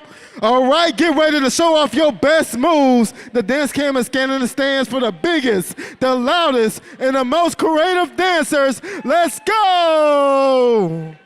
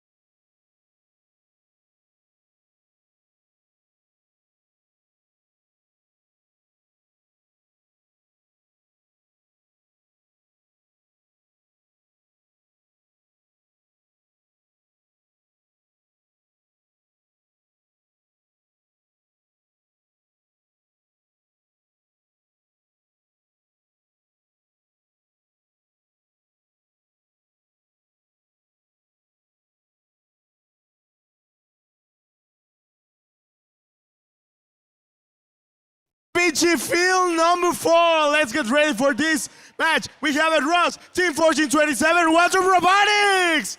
Team 3565, Gas Robotics. And finally, Team 7149, Enforcers on Edison. At blue, we have Team 19066, AI Citizen.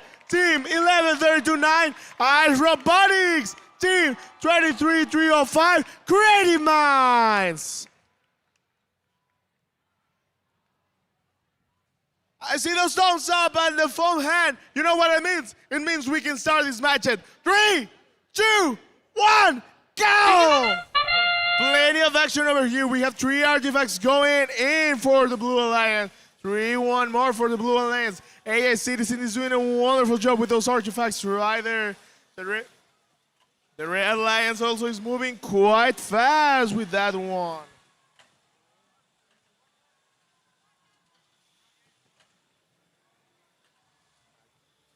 Let's see how it's going. 3 more artifacts for the Red Alliance. It gets these autonomous periods quite fast. Drivers, now we're pick up heading your for the controllers. teleop.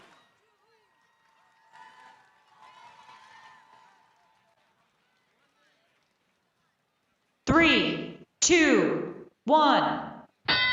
I want to hear the crowd because this match is starting looking quite interesting. 3 artifacts and the gate open and AI Citizens gets 3 artifacts over there. 3565 gets it. Long distance shot and nail it. 3 artifacts for the Red Alliance. Its partner opens the gate and it gets it right on. Gets into shot and 3 short shots and 3 long shots for its alliance partner. 1132-9 gets it and 3 artifacts in. 3 artifacts also for its alliance partner, AI Citizen. We have 2 teams of Romania in both alliances. 1906 gets it. 3 artifacts perfectly executed, and they're done. We can see a little crash over here from the Romanian teams. 2 artifacts for 14-27-0. It gets it. It works with its human player. 11-32-9. It gets it. It's having a little bit stuck, but oh no, it's getting its artifacts eaten by the opposite alliance. They're working quite closely by its human player. AS Citizens open its gate, and it gets the artifacts. 3 purple, 1, 1, 2, 3. Perfectly. We have almost an overflow for the blue alliance. Sorry. Let's open the gate and release those artifacts. The red alliance heads up, and 3 artifacts for the red alliance. 3 more artifacts, and with the help of its partner, that sums up to 5.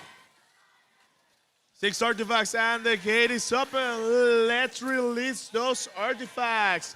1, 2, 3 more for the Red Alliance. You know what that means. We are on the end game. Just a few seconds left. So people, if you're cheering for your team, do it fastly because we have a few seconds left for this qualification Da Vinci match number 8. We only have 5, 4, 3, 2, 1, and we're done.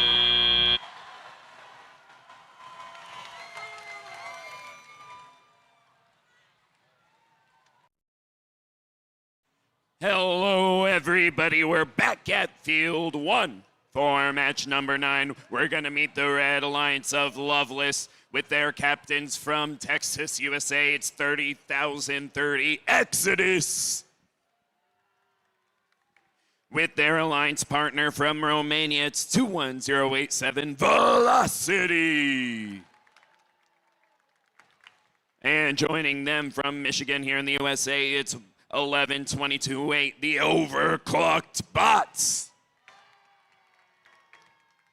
And over on the blue side, we have from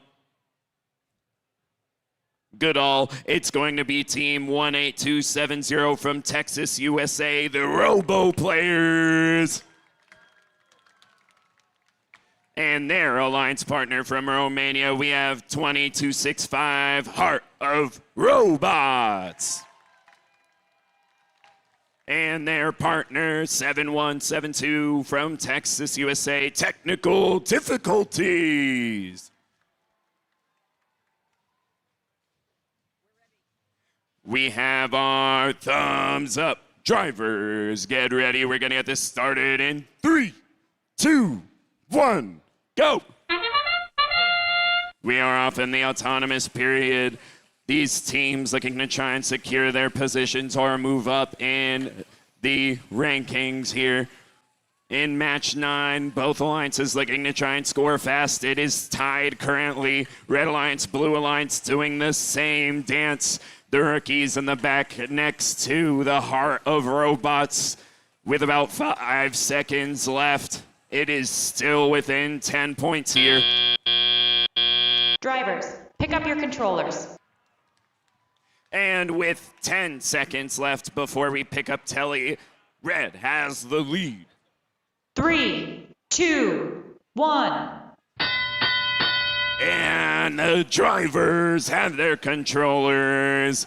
The Blue Alliance out to strike first. You see 18270, the Robo Players. They're out emptying their classifier. They're looking for more artifacts. They have 3 until it's up and in for the Blue Alliance. The Red Alliance, though, quick to counter. That's going to be Velocity in the close launch zone for Red. Over at the far side by their human player, it's the rookies in 30,030 Exodus. They're in the far launch zone, sending 2 and making 2 for their alliance.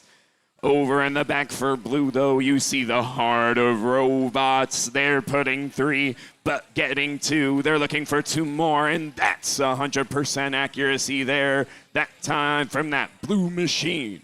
The Red Alliance looking to counter, though. The rookies 3 up. That's Exodus in the back there, friends. 21087 Velocity trying to help them. Their assistants guiding them to a heavy lead here. It's 364 to 319 with about 40 seconds left. Let's see if the Blue Alliance can catch up. They're trying their best. In the back, you can see in the far launch zone, Heart of Robots doing their best. A little opportunistic defense while they make 3 artifacts of their own. But we are now in endgame. There's only about 15 seconds left here in the match for the Blue Alliance to catch up. The Red Alliance is chasing 500 points though, and with 5 seconds left, this is time.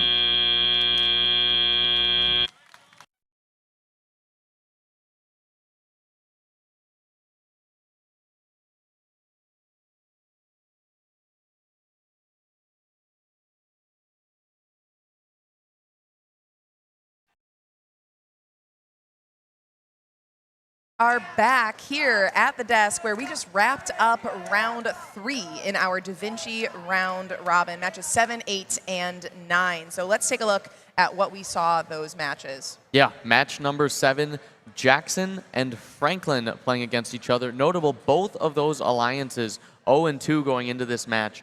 A really big match for both of these alliances, but on the plus side, one of them also guaranteed at least 1 win in this round robin tournament. So starting off with Jackson, one thing you noticed from them, or I guess starting with Jackson, one thing we noticed from them was the human player, right? A lot of times we'll see human players line up their artifacts in a straight line, right? And the robot will come, drive forward, grab them. That ultra-wide intake on the Alliance captain, Up a Creek Robotics, their human player is actually aligning them in a pyramid pattern, and you see them being really dynamic with how they're able to source artifacts from all around the field, right? Maybe they grab 2 here. We saw at one point a giant just swoop motion where they collected 3 and were straight back to where they needed to go. Really awesome play from them. Their partner, ItCan, working the gate like we've seen a lot of alliances do, but this was a big opportunity where we saw the Franklin Alliance come in and start finding themselves, right? They were, Coyote and Meta to Infinity were actually watching the overflow from the gate there. And so ItCan would grab maybe the first 3, but then the rest would roll out, right? And then that's where we saw 30-1-1-10, the Alliance captains stealing those and going straight back to that far launch zone after that gate was unloaded. So almost too much scoring from Jackson, but still those are artifacts they scored. We also saw 18-2-21 being super dynamic with how they were sourcing, right? While it was a very clear strategy for their partner, they were all around the field, everywhere, grabbing all the cleanup artifacts. So really great play from both of these alliances, showing the powerhouses that they are. Yeah, and so then moving on to Da Vinci match 8. This morning, just before lunch, we had a little wrap-up. We'd seen who won our divisions, and we talked at the desk about who do you think is going to go all the way. Now, 2 people at the desk said Edison, and 1 person at the desk, me personally, said Ross. And halfway into Da Vinci, we get Ross and Edison facing off, and it did not disappoint. What an incredible autonomous for the Red Alliance for Ross, scoring at least 126 points. On the other side of the field, Edison had a very tough autonomous. That was not the way they wanted to go. Personally, what I saw happening was that an artifact bounced in a freak movement of artifacts, and I feel like the ice robot didn't fully react to that in the way it should, and they couldn't continue during auto. But they were back in tally-up, and they came out flying, knowing they had to make up almost 50 points during that tally-up period, which is not that much for them, to be honest, because they're scoring in big numbers, but that is a lot when you're facing the Ross Alliance. And it remained around that point differential for the entire match. You did see that Ice was taking a little bit risks there, cycling far so that they could defend a little bit in that opposing area, but that took time as well. So that really kind of balanced out, and unfortunately they didn't seem to be making up the points that they were looking for. At the other side, Ross is just doing what they're doing. So what do you see in qualification match of Da Vinci match 9? Yeah, so starting it off in DaVinci 9, we had auto. You just mentioned the failure of potentially not catching the software for a more complex system like a Spindexer on the ICE robot. We saw very reliable performance from the Red Alliance with Exodus on the far launch zone and Velocity on the close launch zone. They put over what looked like over 40 artifacts in auto, which is incredibly impressive. You're not really seeing that very frequently here at First Championship, even though we're performing at such a high level. Very impressive work from them, showing how those maybe less complex internal systems can result in higher scores when they work well together. We had a lot of artifacts throughout the close launch zone from missed shots throughout the entire match. We saw a lot of scores going, we saw a lot of robots going and intaking from doing cleanup in that close launch zone and not necessarily going back to the gate or going back to the human player loading zone. We had Velocity. I really want to highlight their work in minimizing their time in the launch zone. They have really strong shoot on the move logic that was showing both in auto and teleop. They're making only a second, less than a second in the close launch zone when they're shooting, and then getting back to the gate as soon as possible. Thanks so much, Graham. Now we do have our scores for round 3, so let's take a look at our winners. They are all red here in round 3. Those wins going to Jackson, to Ross, and to Lovelace. Congratulations, tons of scores, all of them above 500 by those Red Alliance teams. And with that, we have got our fields ready to go for our next round here on DaVinci.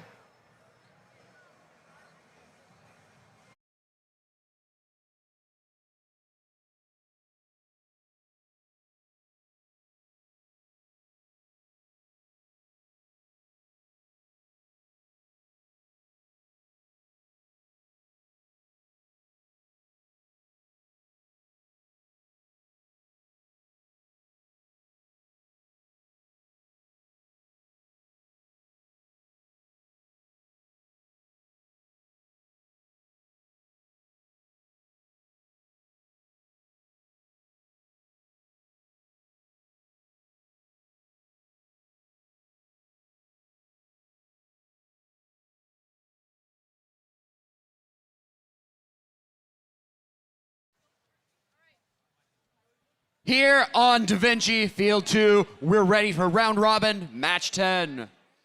Our Red Alliance won Franklin. Let's start off by meeting Alliance captains. Team 30,110 Coyote! And their Alliance partners, 18,221 Meta to the Infinity. And Team 10,949 Mechanical Operations Bureau MOB Robotics. Over on blue, the Ross Division champions. Alliance Captain 14,270 Quantum Robotics.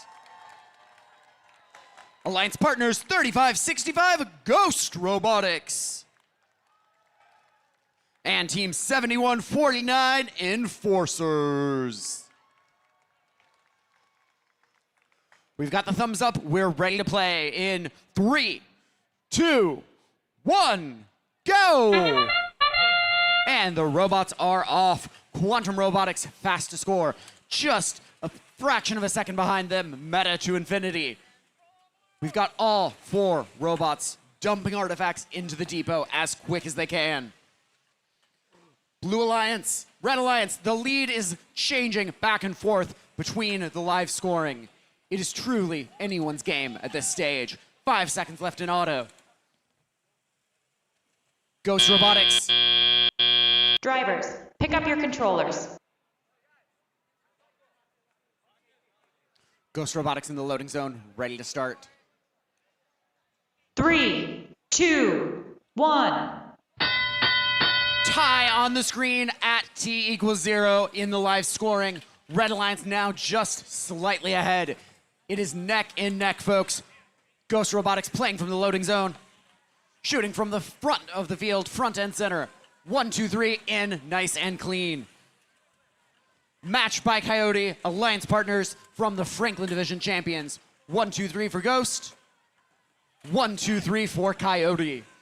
And their partners, Captain Quantum from the Blue Alliance and Meta to the infinity on the red. Nice and clean, getting 3 artifacts in almost every single volley. Ross Alliance just barely in the lead by about 20 points. We've got some bumping going in at the secret tunnel. Quantum emerges, dropping 3 artifacts in. Blue Alliance growing that lead. We've got artifacts going in from the front of the field, seeing some bumping around. A lot more than that straight offense we've been seeing all DaVinci long. We're really mixing it up here on field 2 in match 10. The game evolves as we're playing it. Now we're back to that double threat.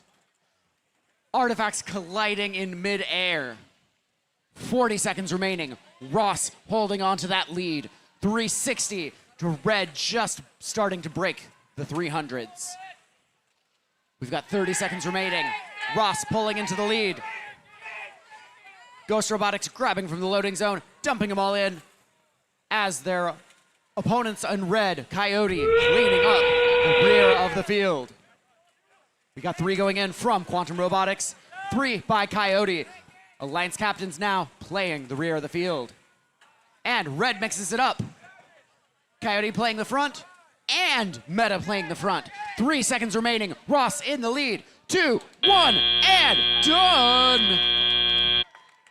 Now let's throw it to field 3 and Brenna. Thank you, Nick. We'll be back in just a few moments with our match over on field 3.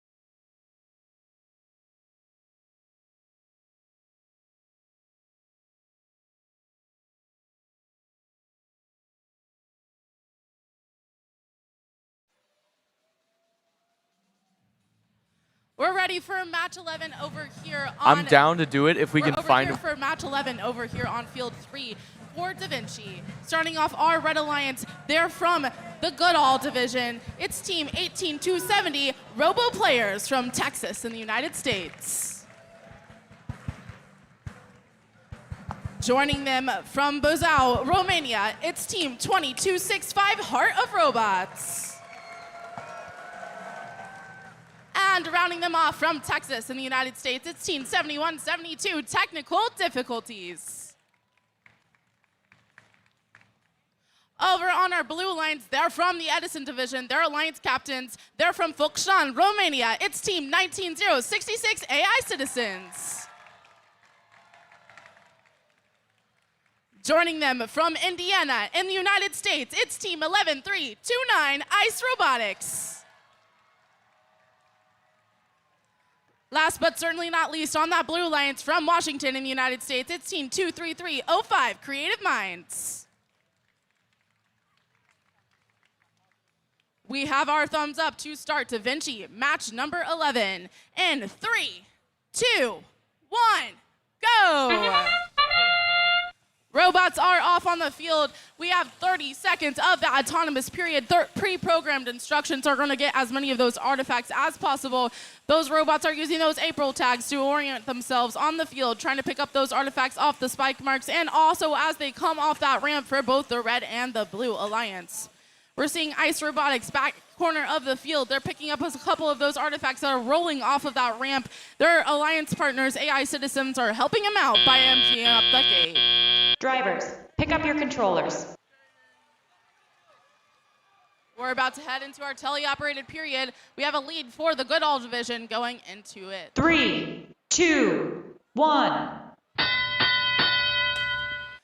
Our 2-minute teleoperated period now underway. We're seeing some clashing going on between 2265 and ICE Robotics over in the back of the field. We're also seeing Robo Players opening up that gate for the Red Alliance right off the bat to clear up some space for more of those classified artifacts. AI Citizens over on the Blue Alliance, they're adding up for that Blue Alliance's ramp. Right now we're seeing a match between Edison and Goodall. Edison earlier today set the 3 world records in just a couple of matches. Over on Goodall, we're seeing them putting up a good fight in this Da Vinci playoff tournament. Lots of artifacts going into 18270. That's going to be Robo Players Robot. Their alliance partner working with them, their Heart of Robots from the back of the field. They're going to make their way over to that Red Alliance secret tunnel.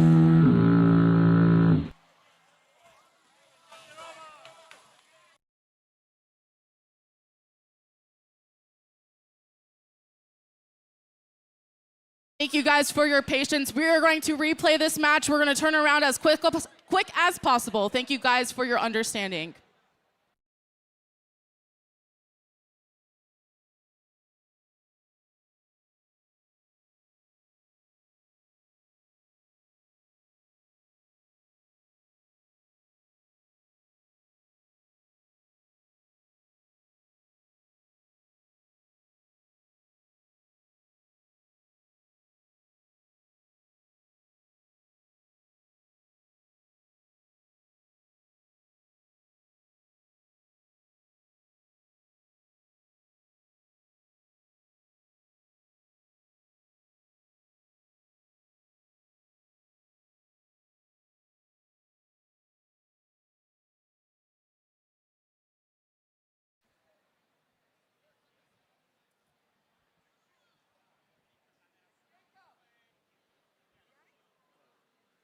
We're heading for Da Vinci, field number 4. Let's see who we have over here. We have team 11260, Upper Creek Robotics. Combining by 1964, It Can Solar. And team 23224, Cheesy Bites. On Lovelace, we have team 30030, Exodus. 321. 87 Velocity and 1122.8 Overclock Bots. We're all ready and set to go, and we can start this match in 3, 2, 1, go! Wonderful period of autonomous. We have seen plenty of action over here. 30030, it gets it. 3 artifacts inside of it. Upper Creek gets it, and let's see how that goes with those artifacts. 1 artifact into tournament period with a long shot. 3 artifacts. That gate is open, and we have plenty of artifacts going in and out. With that gate, with those gates open, we see a flow of Drivers, artifacts pick heading up your straight controllers. ahead.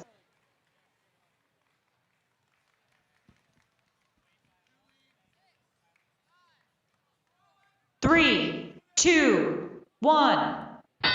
And now we head up for the tournament, for the tele period. 3 artifacts are going in, perfectly executed. 1, 2, 3 more for the Blue Alliance. Plenty of them are coming out of here. 3 artifacts for the Red Alliance. That is a really long distance shot for Upper Creek. 30030 gets 1 artifact for the Blue Alliance.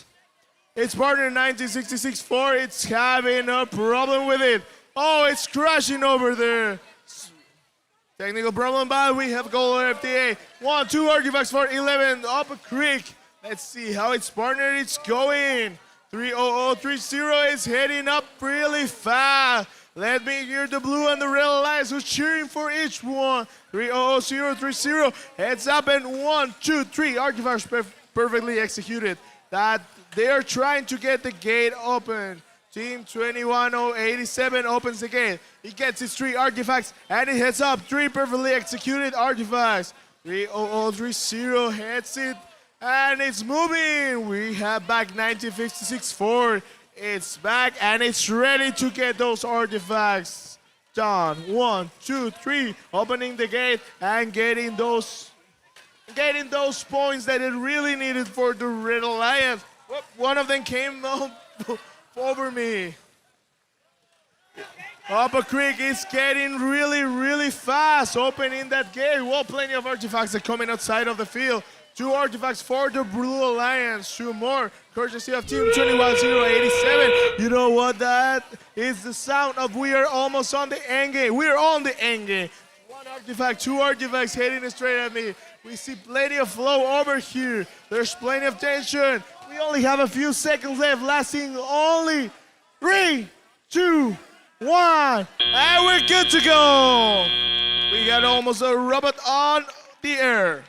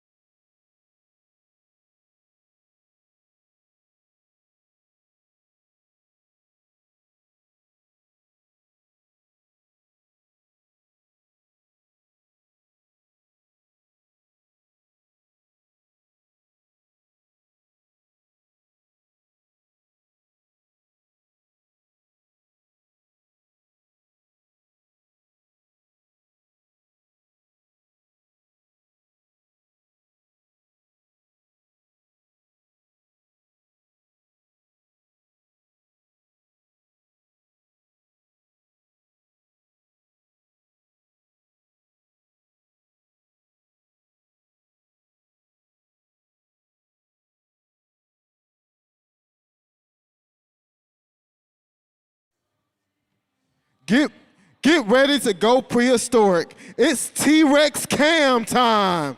The cameras are hunting through the stands for the best T-Rex dancers. Tiny arms out front, big stumps, and let out a massive roar when you hit the big screen. Show us your fires, funniest, most epic T-Rex move. Let's go.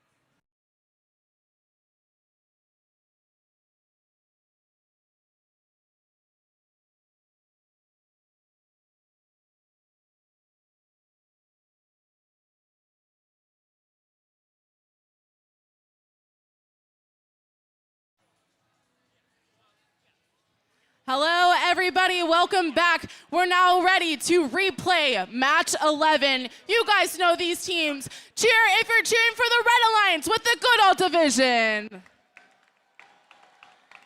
And for the Blue Alliance with the Edison division.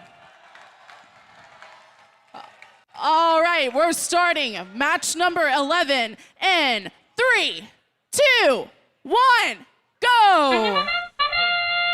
Robots off once again in an autonomous period. We're seeing lots of scores coming from those artifacts, the back of the field, and right up against that front launch line. We're seeing AI citizens make their way, opening up that gate, letting out lots of artifacts flow off of that ramp. Ice Robotics is prepared to collect those overflow by detecting those artifacts, shooting them up and over into that Blue Alliance goal. 5 seconds left in the autonomous period. We're seeing 84 points for Goodall, 67 for Edison. Drivers, pick up your controllers. We're going to head into that 2-minute teleoperated period in just a few seconds. 3, 2, 1. We have that 2 minutes of teleoperated period now. Ice Robotics picking up those artifacts that are collected near their base. They're going to move their way back to the back of the field. Very hard shot to make it from diagonal the furthest distance as possible. We're seeing lots of scores coming in from Robo players. They're opening up that gate, making their way back with those 3 artifacts in the robot. And 1, 2, 3 for the Red Alliance. Each of those successful 3 artifacts scored, that's 9 points for the Alliance, and those points are racking up fast. We're seeing such narrow scores, 236 points for Goodall, 217 for Edison. That's only a 10-point difference between the Red and the Blue Alliance. We'll see how the next 1 minute of the match plays out. Ice Robotics still collecting those artifacts, flowing off the ramp from the Red Alliance. They're going in that Blue Alliance secret tunnel zone, and they're going to collect them and shooting them up and over into that Blue Alliance goal. Still very narrow scores, only a 20-point difference between Edison and Goodall. Goodall takes the lead with 50 seconds left in the match. We're seeing 202.65. They're from Romania. That's Heart of Bots. They're working their way back and forth from that loading zone, collecting artifacts from their human player and from that overflow from the ramp as AI Citizens opens up that gate, collecting artifacts, shooting them up near that Blue Alliance goal. We're seeing Ice Robotics still collecting those from human player loading zone, making their way back and forth between that back launch line, and their alliance partners are working at the front of the field. 20 seconds left in the match. 10-point difference between Edison and Goodall still. It is neck and neck here.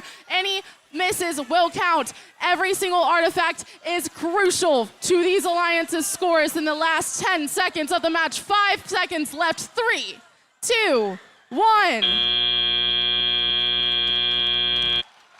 That's the end of a very close Da Vinci match 11, sending it over to field number 4 with Irving for our next match.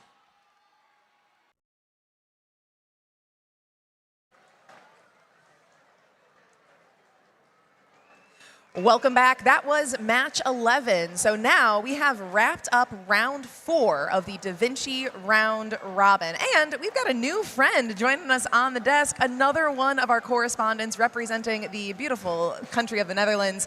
We've got Roel joining us on the desk, and our friends have absolutely hooked us up with some phenomenal snacks from the Netherlands as well. But we have got some matches to cover. So gentlemen, tell me, what did we see in Da Vinci round robin round 4? Our first match in playoff match number 10, it was Franklin and Ross. Franklin coming in, haven't won a match yet, but they got off to a hot start. I believe they're ahead after auto, which was big. Both alliances cresting the 100 points in the autonomous, right? And Coyote's trying to find what they want to do here in terms of defense. What's the balance of defense and offense? And I think they were starting to get into that groove, you know, bumping and shoving there. But there was just a confidence that the Ross Alliance was driving with during that match. You could see that they knew exactly what they were going to do, 5 steps ahead of what they were going to do with it. And that allowed them to make up that deficit coming out of autonomous and start to pull away with the lead. We saw Quantum start to take that gate roll and just shuttle those artifacts from that gate straight into that goal and right back in there. They're driving like they've been here before, and it's absolutely incredible to watch. So moving on to Da Vinci match 11, we saw Goodall taking on Edison. Both alliances actually with a 2-1 record, so they're equal, but Goodall coming in is the 4 seed and Edison the number 1 seed. What does that tell you? That means Edison's scoring a bit higher. That means that Goodall has to take the fight to them, make sure that they're pulling down those scores, make sure they're just eking it out, because if they're not going to be able to outscore them, they're going to have to out-defend them. And they did. They did it very, very well, keeping those artifacts away from Edison, so they had to go for harder cycles, had to every time thinking about it a little longer. And it seems like that adds up. It makes you a little nervous. It would make everyone a little nervous, even if you're not in a stadium with everyone watching you. They still performed very, very well, keeping that match super close. So I'm not even sure who will end up winning this, but Goodall really made sure that they played the match on their terms, not on Edison's terms. Yeah, and if we have a look at match number 11, we have Jackson facing Loveless. Jackson currently 1-2, Loveless currently 2-1. And Loveless want to secure that third win. And we saw, I think, if I'm correctly, we saw Velocity at one point having to recalibrate their robot. And this is where it helps that you've played together all day. You saw seamlessly Exodus going over to the front side of the field, taking over that role of getting all the artifacts out of the ramp. And then once they were ready, they switched back and they secured, I think, the win in the end. If I look at the scores in the end, but we'll see soon. But we talked about adaptability, and I think that's a great example of what it means to be adaptable here on Da Vinci. Totally. We're still waiting on those scores. So in the meantime, let's talk a little bit human element here, right? Like, we're at Champs. It is huge. So y'all have been doing First for a while. I would love to hear a little bit of your perspective on how First has changed or how Championship has changed since your time being in the program. Well, you know, the championships have always been huge. But my first time at Champs was in 2013, back when I was still in St. Louis, when we were all tucked in the dome together with FRC, FTC, and FLL. And that showed in how many FTC teams could go to Worlds. There were less teams worldwide then, but even then only 100 teams made it to Worlds. It still felt massive to me, you know, sharing my stroopwafels with people, that cultural exchange that we had with everyone, playing on that field was one of the great privileges of my life. But the robots then were good, but these robots are so much better. So this is a different ball game. Yeah, and also if you look at the past competitions, of course, the championship expanded to 6 divisions. And not only does this bring in more teams, but also more cultures, more countries. We see FTC growing worldwide, and it adds so much to the experience for all the teams, I think, to also have the experience to communicate with all these different countries and all these different cultures and to bring up great matches together. Yeah. Just relations for life, or friendships for life. You know, Arjan, Floor, people I knew from those days, I still talk to. Totally. Like, one of the coolest things about Championship, of course, is getting to meet people from everywhere. And that's really changed over the progression of First across the program. And it's so cool to be able to see your friends. Some friends are coming from our home region, right? Like, my friend's from Chicago, your friend's from Wisconsin, yours from the Netherlands. But here, we see our friends from everywhere. We get to see all those friends with robots once again at Champs. It's truly a homecoming. And there's been a lot of amazing memories that all of us have really formed together over the years, but I would love to hear about some of your favorite robots, past or present. What stands out in y'all's memory? Yeah, for me, that's got to be Gluten-Free 2019. Rover Rocket season, they had this robot, and it was phenomenal. It was almost completely automated. That was almost like a choreographed dance out on the field, and yeah, that's got to be one of my favorite robots I've seen that season. One from recent years for me is last year, the Upper Creek Robotics robot, right? Just completely changed the game. They turned it from how do we get the samples to the clips? Let's just bring all the clips to the samples and save ourselves the trip. It was just a complete paradigm shift, and absolutely it worked out for them. Yeah, I'm going to give a throwback as the robot boomer at the desk. The 2012 Lord of the Screws robot. for me, still one of the all-time European robots. They performed so well at the Dutch qualifiers, made it all the way to their division finals here at FTC Field at Worlds, and what a team that was. Some really cool things we've been seeing, maybe some of your favorite robots you've seen here today, is robots that have changed between their qualifying event and the championship event. So as folks who are at the desk really familiar with what it takes to run a team, to be successful, tell me a little bit about the role that like rebuilds play throughout your season. The first Tech Challenge season is long, and we know that a few of the robots down here have also gone through a ton of iterations. So tell me about that process throughout the course of a season. Yeah, I think when it comes to doing rebuilds, it's so important to keep up to date of everything that's going on. And I think most of the teams out there, they're so active on Discord, YouTube, all the channels that FTC has to offer. And I think that's the first step in getting like a strategic image of how the game is going to take shape. And for example, take those little L shapes we see at the robots in the front of the field. I think this is like a prime example of something that most teams didn't even think of in the beginning. And once the game starts to develop, people start to play the game in a certain way. You see a benefit of adding those little L shapes. You can push open the gate a bit more easily. And it's like a really simple addition to a robot that really any team can do and really adds up. Yeah, true. All right, I heard a scoreboard noise, so I think we are coming real close on getting those scores from that previous round. Thank you all so much for your analysis. We're going to hold tight for just a second, see if we can deliver those to you. And here they come. We have our results from DaVinci Round Robin, round number 4. Round 3 was all red, but round 4, we have got some mix-ups. Taking a look at the Ross-Franklin matchup. That one goes Ross pretty narrowly. The matchup between Goodall and Edison going to Goodall, and that matchup between Jackson and Lovelace going to Lovelace. Lots of narrow matches.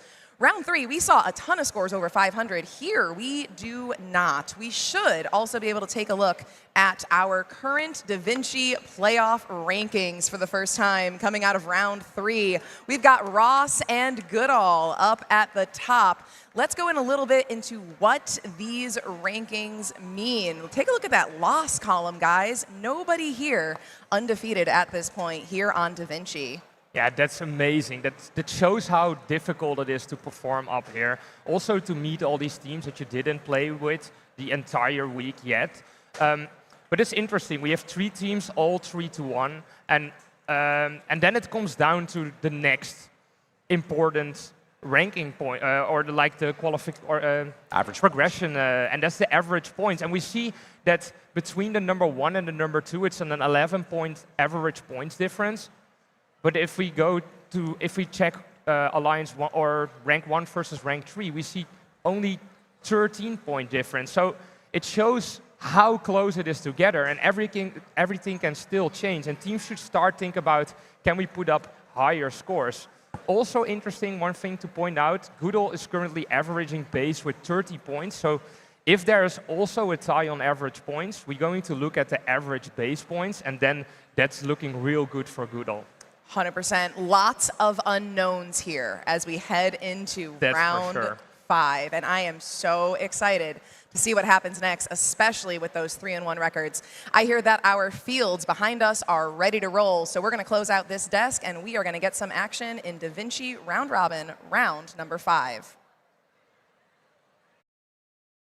Hello, everybody, and welcome back to Field 1. For match number 13, over on the red division, we have our Ross captain with 14270 Quantum Robotics. And their alliance partners, 3565 Ghost Robotics. And you can't forget about that last pick, it's 7149, the Enforcers. While on the blue division from Goodall, it's the team captains, 18270, the Robo Players.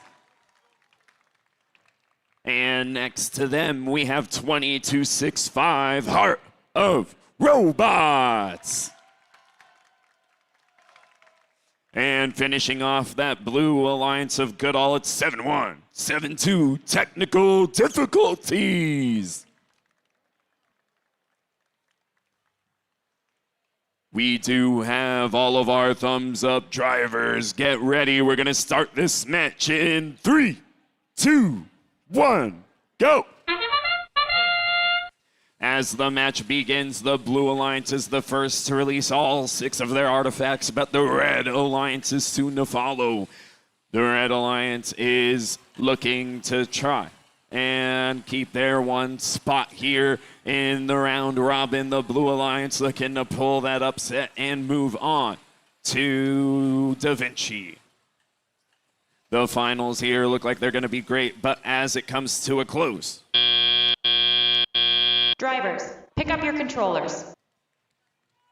you can see Goodall has the lead. They come up 118 to 98. 3, 2, 1. And we're in the teleoperated period. These teams looking to take their drivers to the next level. The Red Alliance first to strike. That's Quantum Robotics. There's about 1:45 left, and Blue Alliance slowly gaining the lead. They are making the gap bigger over time. It's 190 to 167. The Blue Alliance looking for 200, and they get it. The Red Alliance soon to follow. These teams going back and forth. Up front, you can see for the Red Alliance, it's Quantum Robotics. There's a little bit of a collision there between them and the blue robot of Heart of Robots. Heart of Robots back in the far launch zone. You can see them sending it from afar. That volley of 3, only getting 1 though. They're looking for another set, and 2 goes in for blue. The Red Alliance looking to try and combine that. 3-5, 6-5 colliding in the back. A little bit of opportunistic defense of Ghost Robotics. They're looking back. They send 2 up for Red. But Red now has the lead. Ross looking to try and take match 13 with about 35 seconds left. These teams going back and forth. It is still within 10 points here in the Da Vinci round 13. And as we continue, it is now endgame. There's about 15 seconds left. It's still back and forth. Goodall now in the lead. Ross looking to try and catch up. Goodall's, the score is climbing, and so is their robot.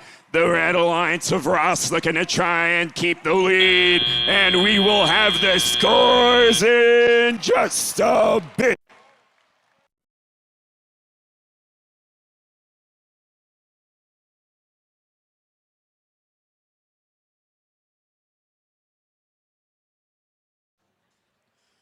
Next here on Da Vinci Field 2, we have match 14. We have the Edison Division champions in red and the Jackson Division champions in blue. Let's meet these teams. On the Red Alliance, we have team 19,066 AI Citizens. Alliance partners 11,329 Ice Robotics. And team 23,305 Creative Minds. Over on blue, 11,260 Upper Creek Robotics. Joining them, 19,564 Itcon Solar. And team 23,224 Cheesy Bites. We've got the thumbs up. Let's begin. 3, 2, 1, go! And they are off. Upper Creek scoring in the front of the field for the Blue Alliance. Over on red, it's Ice. 11,329. 1, 2, 3 going right on in. And 1, 2, 3, 4 bots. Blue Alliance just barely holding on to the lead in the live scoring. I don't know if that's more game pieces or more latency on scores showing up. We are neck in neck, folks, with 5 seconds left in auto. Both alliances crashing through 100 points. Drivers, pick up your controllers.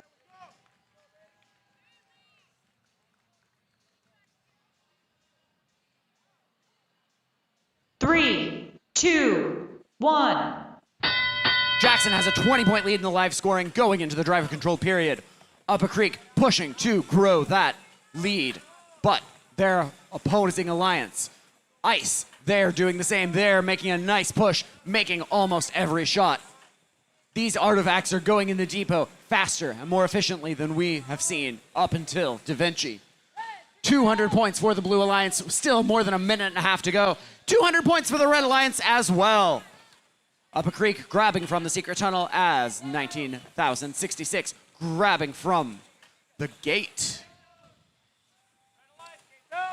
Our Edison Alliance still trying to catch up, getting closer to Jackson, but Jackson still has the lead. Blue is still on top. They shoot, they score. Upper Creek dropping all 3 artifacts in. 1, 2, 3, bouncing 1. That was not going to help them catch up to Jackson. 20 points between these alliances and 1 minute remaining. Ice grabbing from the secret tunnel for the Red Alliance. 3 artifacts going on in and popping back to the loading zone before taking that front and center spot. We've got Upper Creek and Ice taking the front center spot, taking the long shot while their alliance partners are shooting from the rear of the field, taking the short shots, cleaning up those extra game pieces. Again, every game piece counts. Every second, every inch could make the difference at this Da Vinci level play. Red Alliance almost taking the lead. Blue taking it right back. We're in the 450s, 460s. 20 seconds remaining. We're in the end game, and we are already at points that would have been the world high score before this week. These teams are all still scoring fast. 4 scoring machines going crazy. 5 seconds remaining. Blue in the 500s. Red in the 500s. 2 seconds left. 1 and done.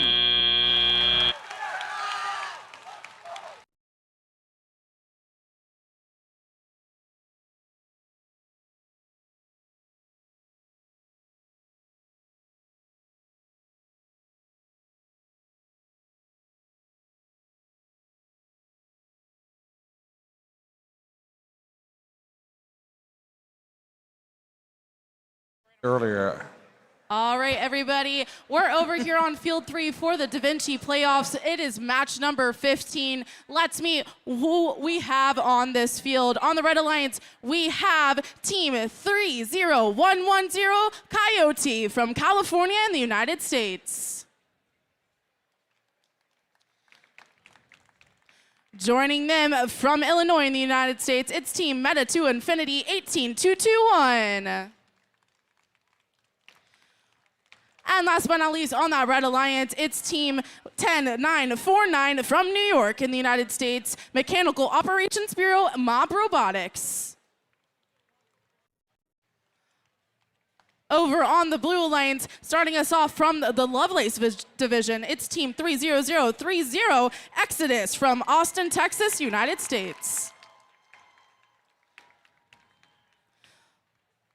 Next up from Bralia, Romania, it's Team 21087 Velocity. And last but not least, on that Blue Alliance from Michigan in the United States, it's Team 11228 Overclocked Robotics. We have our thumbs up to start match number 15 in 3, 2, 1, go! Robots moving on the field, 30 seconds, pre-programmed instructions. We're seeing lots of artifacts fire from the back of the field. We're seeing 3 go into that Coyote's robot from that back launch line. Their alliance partners Meta to Infinity working on it from the front of the field, not to get in each other's way. Over on the Blue Alliance, we're seeing Velocity already empty a full ramp for the Blue Alliance, collecting those artifacts as they fall into their intake. Drivers, pick up your controllers. We're going into the teleoperated period with just a 20-point lead for the Lovelace division. 3, 2, 1. Both alliances got over 100 points in that last autonomous period. They had 30 seconds, already getting 100 points. Let's see how the rest of this match plays out in the 2 minutes of teleoperated period. Both human players precisely aligning those artifacts in just the way that those robots can accurately intake them. Over on the Red Alliance, we're seeing Coyote pick up 3 of those straight in a line artifacts, but on the Blue Alliance, Exodus picks them up in a triangle shape. Blue Alliance has a full ramp. Exodus is going to go ahead and empty up that, and by opening up the gate. Over on the Red Alliance, we're seeing Meta to Infinity shoot those artifacts that are loose on the field up into their goal. Right now, 1 minute left in the match. There's 236 points for the Blue Alliance, 238 for the Red Alliance. We're less than 10 points difference between the Lovelace and Franklin division. Teams are trying to get their ranking up to be able to participate in the finals for this round robin tournament. Lots of artifacts still coming from 18221. Meta to Infinity from the front of the field. Over in the back, we're seeing Exodus still shoot from that loading zone. They're collecting those artifacts from human players. Moving over to the Blue Alliance, they're going to have those shoot up and over into the goal. 30 seconds left in the match. Still a very narrow score of just 15-point difference between Lovelace and Franklin. Right now, Lovelace has that lead by about 20 points on Franklin. 20 seconds left. There's artifacts all over the field. Teams are going to try and gobble them up as fast as possible, get them up into those goals, and back parked into their base for an extra 5, 10, or even 30 points. There's about 5 seconds left in the match. 3, 2, 1. That's the end of match number 15 here in the Da Vinci Playoff Tournament.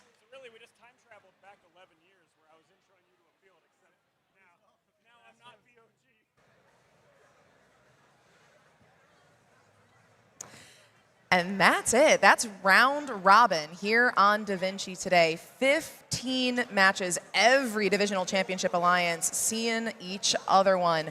And there is a lot to look at here before we see who's going to be representing the entire First Tech Challenge community moving into our finals in just a little bit. Now, tons to look at in those matches. We've got some locks that we are starting to take a look at from the statistics perspective. Tell me a little bit about what we saw in that round. Yeah, absolutely. The first match there, Ross and Goodall. Big match. Both of those alliances coming into this, 3-1. So getting a 4-1 record would almost certainly punch their ticket as a finalist here at the first championship. The Goodall Alliance looked fantastic here. Both of these alliances really just showed why they're 3-1, right? They were driving with confidence. They weren't letting anything get in their way. And one thing that I think may come into play in the end, right? It was 2 points separating them at the buzzer, right?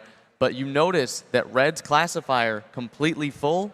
Blue, theirs was completely empty, right? That's big. But then you also see that Goodall Alliance is getting darn good at lining up that double climb really, really fast. And they were able to swerve on in there, get some bonus park points.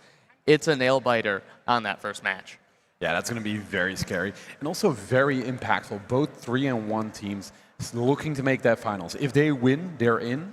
If they lose, they are most likely out. Because who's also trying to get in there? That is the Edison Alliance that faced off against Jackson.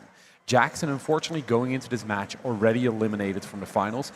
But that doesn't matter to them. You know, they're coming out to play as good as they can, to showcase one last time with their division champion, why they are considered amongst the best robots in the world. And they showed it. I feel they almost kept their greatest match for the last match. What a score were they putting up. On the other side of the field, we saw AA Citizens and Ice Robotics, who had in the morning scored a world record. They didn't hold on to it the entire day because the world record was breaking every other match. But they have showed they are insanely good at scoring. But here you see the days getting long. It's starting to become harder and harder to be perfect in the way you have to be.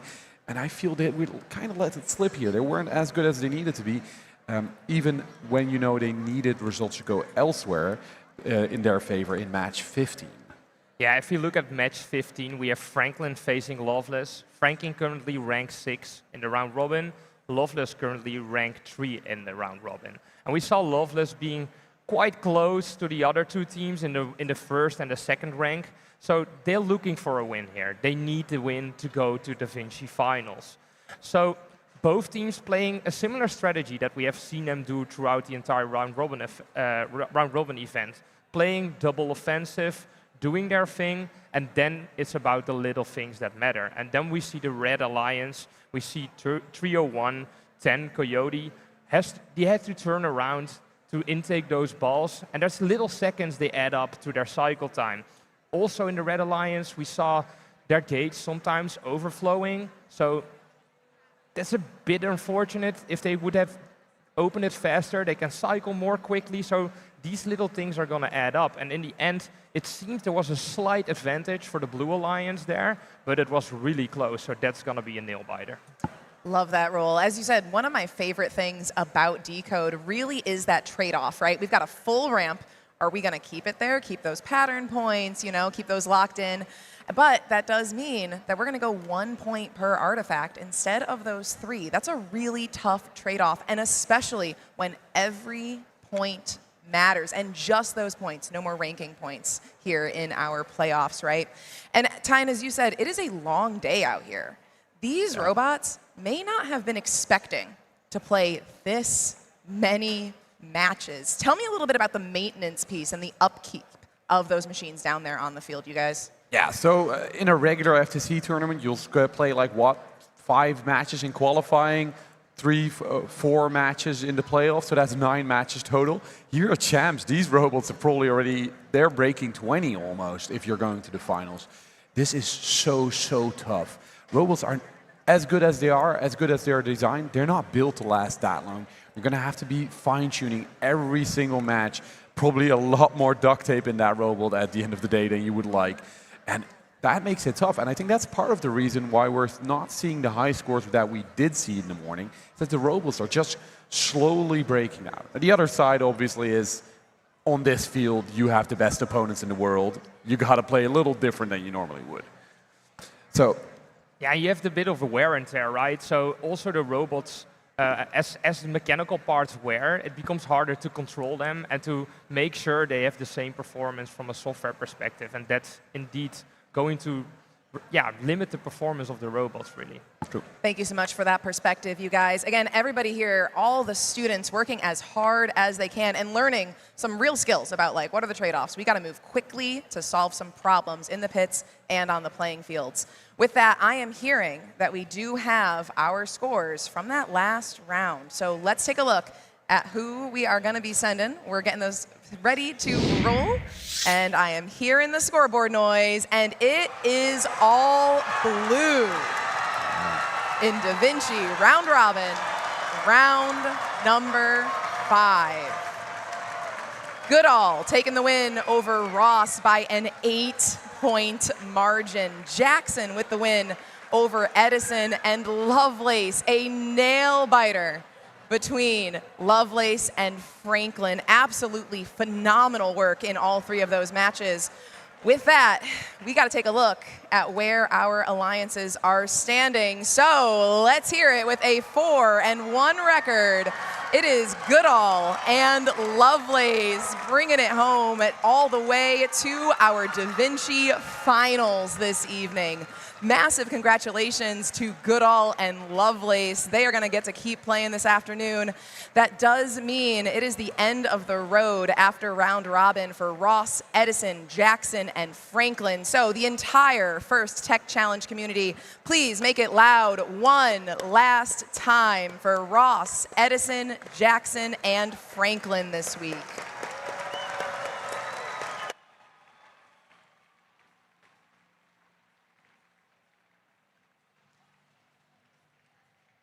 What a great round robin tournament we had here on the Da Vinci floor. Are you all excited? It's been a great show, but of course we are about more than just robots here in First. We also like to celebrate our culture of gracious professionalism. To help me do that and to help present the Event Inspire Award, please welcome to the stage Senior Director of Programs at First and First alumnus, Colin Foltz. Thank you, Josh. I'm going to invite a couple more people to the stage to help me present the award. Please welcome the First Tech Challenge Global Judge Advisors, Chris, Dana, and Shefik.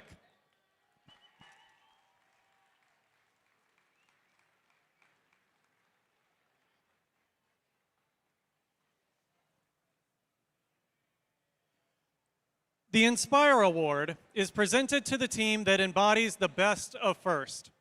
This team is made up of strong ambassadors, role models, and gracious competitors.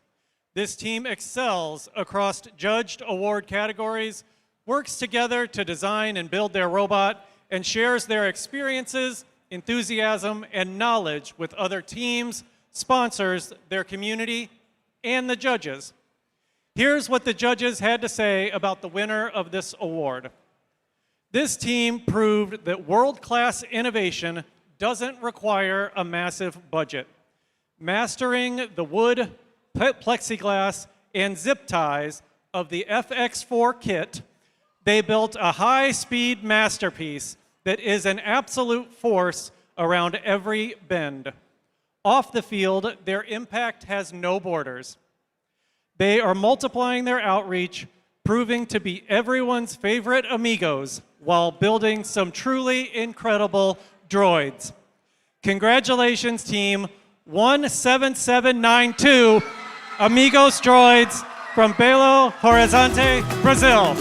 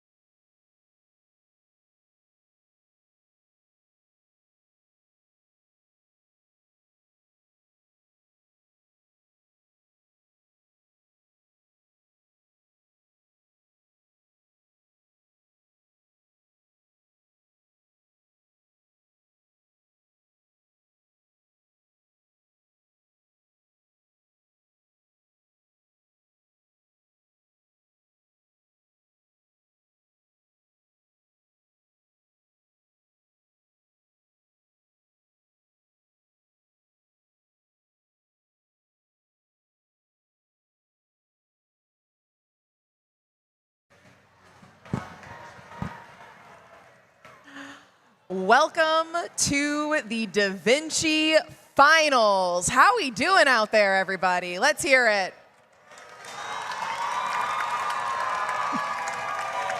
I am so happy you've been with us on this ride. We have made it a long day, and it is all coming down to which of these two divisions, Lovelace or Goodall, is going to be taking 2 wins first. I've got a new face on the desk. Please welcome Manisha to help us as a correspondent through the rest of our event. She's going to crush it down here with some expert analysis.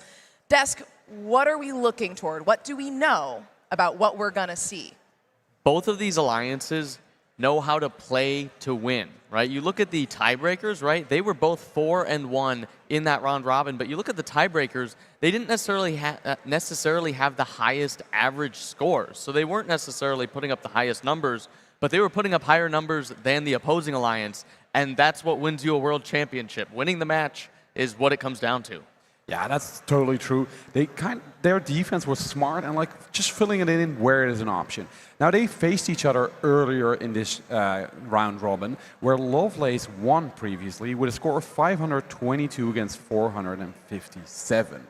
So that would give you the idea that Lovelace is perhaps the favorite. But on the other side, Goodall was ranking higher because they're on average scoring more. So it's going to be really interesting to see how that dynamic plays out on the field now that they get to go again in the finals. We'll also get to see the lessons learned. So what did they notice about the other opponent on the field at the time? Are they going to change their strategy, or are we just running back that original round match? We're going to take it to the field now. We are ready for our first finals match, Da Vinci. Are you excited? Oh, awesome. Houston. I don't feel they're excited enough. I agree. Shall we Houston, wait? Can we try that one more time, please? Are we ready for finals? Incredible, Manisha. Well, I think we are ready to take it to Da Vinci Finals Match 1. Let's take a look. Ready, Da Vinci, for the finals? That's perfectly good. So I will take the time to present these teams as it should be. On the Red Alliance, we have team, let me check. Sorry, it's on the Blue Alliance. We have team 30030 Exodus! Coming all the way from Austin, Texas with Rohan. Team 21087 Velocity! Coming all the way from Romania! I want to hear all the people that are from Romania who have flown all the way here to Houston Championship.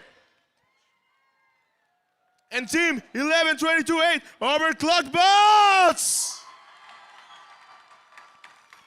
On the other side of the field, we have team 18270 Robot Players from Irving, Texas. We have team 20265 Heart of Robots from Vasu, Romania. And finally, team 7172 Technical Difficulties from Plano, Texas. I see the thumbs up. I love to see that foam hand one last time. So let's make it. So everybody help me to do this once. And we're good to go at 3, 2, 1, go! Lots of movement over here. We see robot players heading up quite fastly. They're heading up for those artifacts. Exodus is moving quite well with those 2 artifacts on the long run. Those long shot runs are doing it pretty well. Velocity is heading quite fast, opening those gates and letting those artifacts in. But one of them got outside of the field. Hearts of Robots was doing a wonderful job with those artifacts.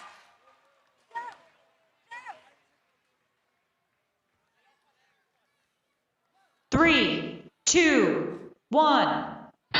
And we're good to go. Let's see how this match goes. On the last match that we are going to have here, we have Team 2026-5. It's heading 1, 2, 1, 2 artifacts for the Red Alliance. Let's see how it goes on the blue one. Team Exodus heads it and 1, 2, 3 perfectly executed artifacts. Velocity heads up quite fast. Robo player is heading up, opening that gate and getting all those artifacts on time. Heart of Robots moving quite fast with those long shot run. Let me see. 1, 2, 1, 2. Opening the gate. It's Alliance partner, Robo players. Exodus heading quite fast. 2 more artifacts for this Alliance. Opening the gate, Velocity. And it's, his name says, it's moving with velocity and speed. Robo player heads up, takes those artifacts that are down and opens the gate to have more artifacts for its Alliance. Heart of Robots heads up really fast for those one. But Exodus doesn't want to let him finish it. 1, 2, 3, 4, 5, 6, 1. Perfectly scored. Courtesy of Exodus and Velocity. Robo player opens the gate. Take that last one artifact. 1, 2, 3, hitting up really fast. Let me see how we're doing with the time. Quite fast. But what's happening? 20 seconds left. We only have 20 seconds left. 18-27 goes up really fast. It's moving, it's heading into position, but we have a little bit of contact over here between the teams of Romania. 3-0, 3-0 heads up. Exodus is ready, but we have one robot up, went up! Whoa, that was really amazing.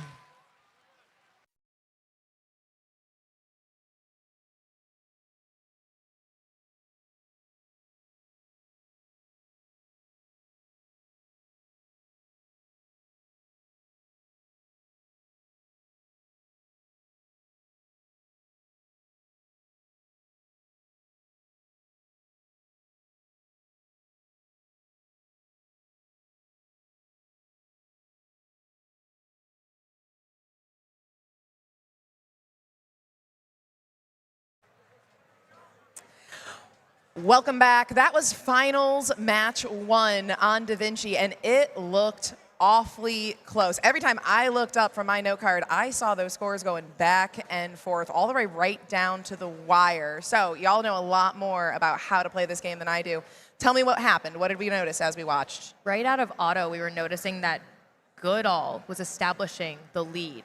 It was a 2 artifact difference coming out of auto, which they tried to maintain by having as much of the artifacts on the field as possible in their classifiers. So they were really trying to manage the scoring opportunities on the field and trying to prevent Lovelace. Remember, we talked about Lovelace being the favored based on the previous round performance. And it made things a lot harder for Blue. But Tyne, you noticed something about the way that artifacts were distributed. Yeah, for sure it was tough because Lovelace had to come from far behind. They were 30 points behind after Autonomous. But slowly but surely you started seeing them scrape it away. And I think at the end of the day, they were very efficient with the artifacts that they did have access to. Except for the end where there were all of a sudden a couple artifacts piled up front where they could have gone earlier there. They might have been able to extend their lead, which they had at that time, a little bit. But those artifacts, they weren't slowing them down, right? No. All they were doing is that they were essentially starving that Goodall Alliance of those artifacts. Because you saw that Goodall Alliance, they were keeping those artifacts in their classifier. But what that ended up meaning is they were always releasing a full load. And you saw Lovelace coming in and stealing the overflow from there. Yeah. And so looking back at that first match that they did play together, at that one, Lovelace already won auto. It was close, but they were ahead after auto. Now they had to claw back at it. And they did it very well, though. But what I find interesting is both alliances are far outscoring their averages of the round robin. They really went to a different kind of gameplay than they have been doing against the other alliances in their fields. I mean, it's the finals. You have to leave everything on the field. It's the best of 2 matches here. You want to make sure that you establish that lead. We don't have the round robin coming back into play anymore. Ranking points are over. The teams have played several matches with these alliance partners at this point. They've gotten into a groove. At least I think so. And I think there's also an element of, we know these are two strategic alliances, right? We saw that they were putting up points to win matches, not to necessarily score the most amount of points. So you can imagine that they're doing the study on, hey, how did our first match go? What went well? What do we need to change? And there's maybe a bit of a chess game going on both sides where they think they're changing one thing, they think they're changing another, and there's just counter strategies that are colliding. Yeah, it's that double bluff that we kind of talked about yesterday. Yeah. Speaking of double, Buddy Park in finals? Oh man, it is so cool to see every single time. I'm not 100% sure they got all the way in there, but man, just that robot going all the way up and then you park under it, it's beautiful.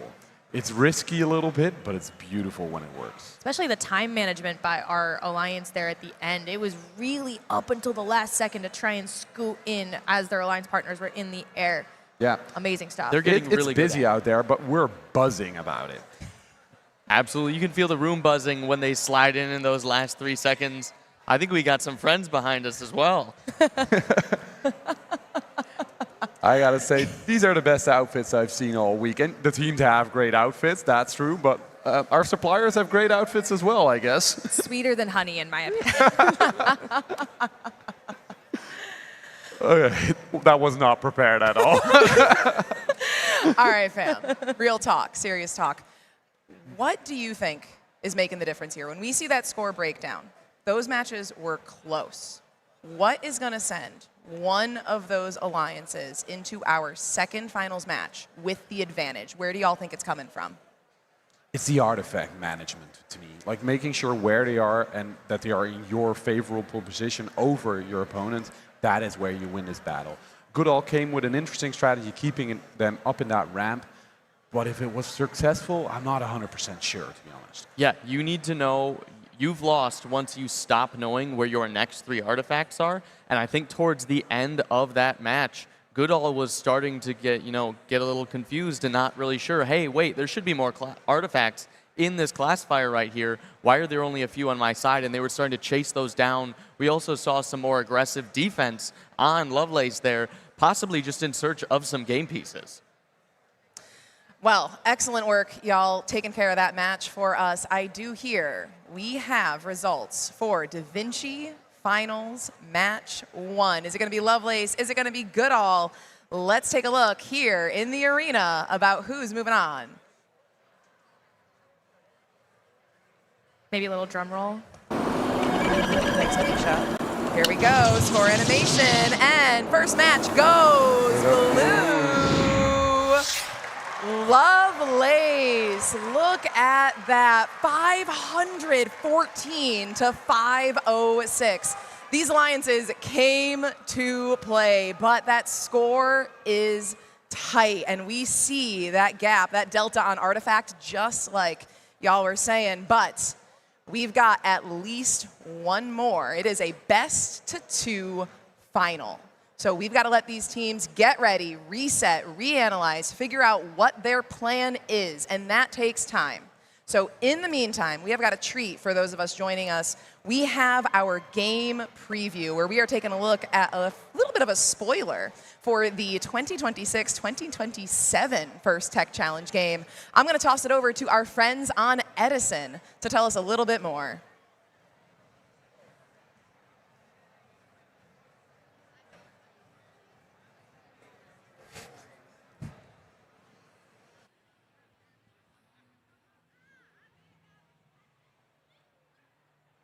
Hi there. I'm back. First is very excited to share information about the upcoming 2026-2027 First Tech Challenge game, BioBuzz, presented by RTX. And we can't wait to help teams explore some foundational aspects of the new game and get a head start preparing for the seasons. My assistants and I are so excited to reveal this year's scoring element. Oh no! Ah! Pollen! Pollen everywhere! Bees, clean up this pollen. Pollen are about 3-inch wide yellow spheres and share many of the same characteristics as the artifacts that you've used in Decode.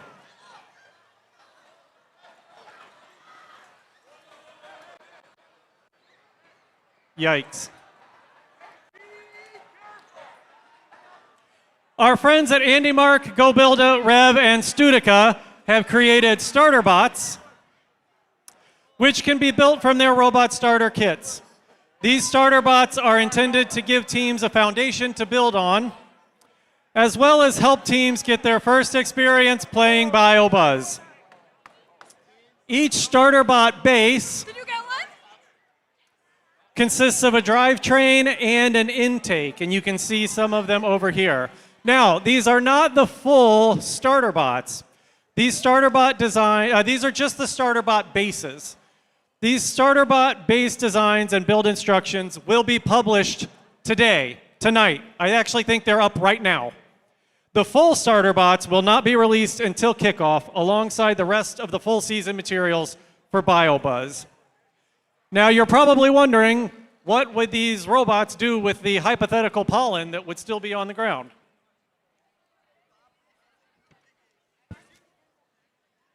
Well, you'll need to wait until kickoff for the full details, but I can share some of the challenges robots will face next season. Robots will need to intake pollen off the field surface. This includes intake of multiple pollen from piles, in lines, off field walls, and out of corners. And robots will benefit if they can do all of that autonomously. To further support teams explore these foundational aspects of BioBuzz, the First Education team has launched a series of First Tech Challenge skill builders. This content is designed to guide teams as they experiment with the new scoring element and learn about the robot challenges unveiled in today's game preview. These skill builders include learning content, challenges, and fun robot minigames that are directly applicable to BioBuzz and the upcoming season. Teams can build driving skills, refine intake systems, and tackle autonomous challenges to level up their learning. Starting today, right now, teams can purchase pollen and place pre-orders for their BioBuzz fuel by visiting the Andy Mark website. All of the resources mentioned here today, as well as purchasing info, can be found in the blog post that we just published on the First Tech Challenge community blog. In addition, every team here at the 2026 First Championship will receive 3 pollen to take home with them. Basically, as soon as I'm done talking, send 1 representative from each team to pit admin to collect your pollen. You will need to bring the ticket that was in your team packet that you received when you checked in at pit admin. We hope that you enjoyed your time at the 2026 First Championship and are excited for the season ahead, whether you're starting tomorrow or in September. But before we get to BioBuzz, we need to crown a winner for Decode. So I'll send it back to First Champs Live at the sports desk to get us ready for finals match number 2. Thank you all. All right, well, thanks, Colin, for the details on the pollen. In the meantime, we are getting prepped for our next finals match. As a reminder, it is first to 2 wins. So we might have 1 more match. We might have another match after. We are just going to go until we've got 2 wins down here in Da Vinci Final. Our teams are getting prepped behind me to move into Finals 2. So I'm going to take a moment and start passing it on back to our next field for Finals Match 2.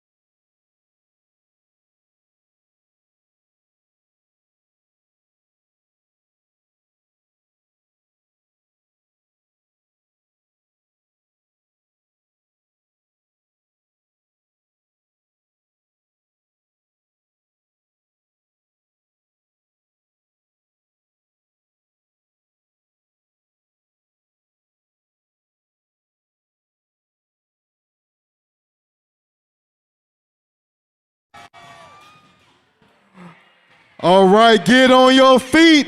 It's the robot cam. We got t-shirts. Let me see your best robot.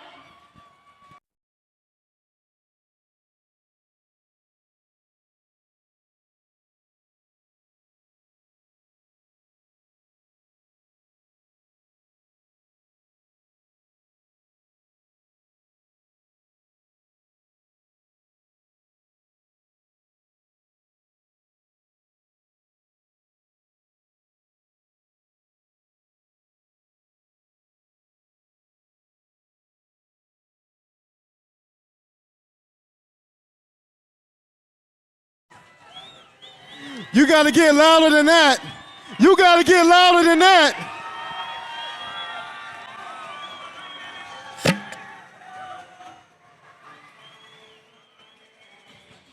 What about this side? What about this side? That was one person that's enthusiastic. What about this side? What about that side? You think they want a t-shirt? They don't sound like they want a t-shirt. Can you get up and make some noise?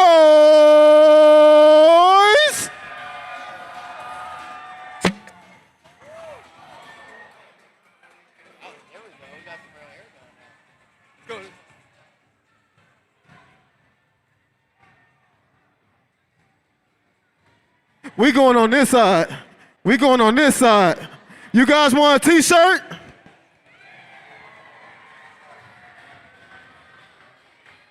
What about you guys? You guys want a t-shirt? Get on your feet. I can't see you. I can't hear you. You guys want a t-shirt?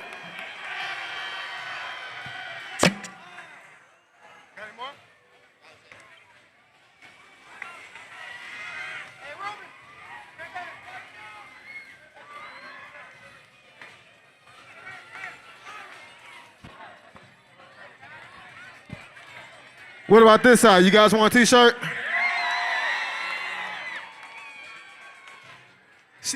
She said you're not loud enough. Do you guys want a t-shirt? One more time. Do you want a t-shirt?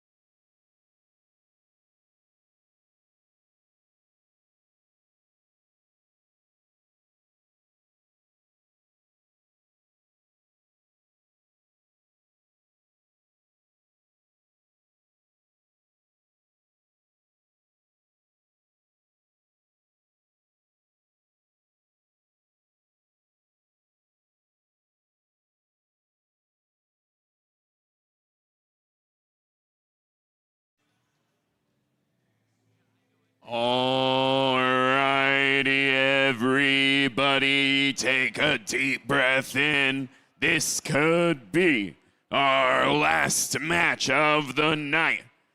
I want to hear it for all the people who want Loveless to take it in the Blue Alliance.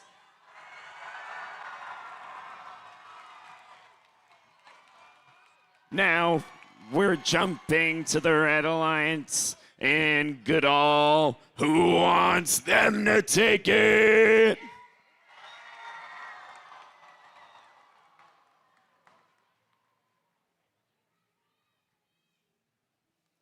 We are getting all set here, and while we're getting set, let's meet our teams starting in red.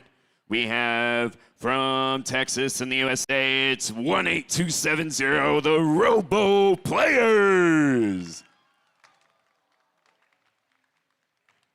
And their alliance partners from Romania, it's 20265, Heart of Robots.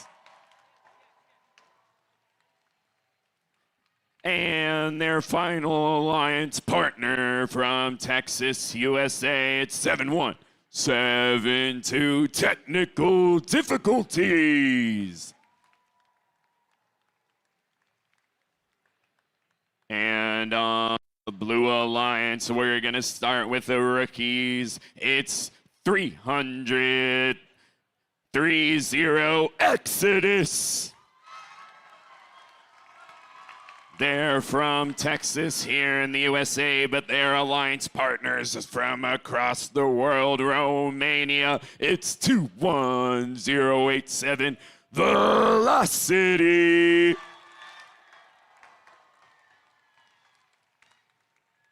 And joining that alliance, we have 11228 from Michigan, USA. It's Overclocked Bots.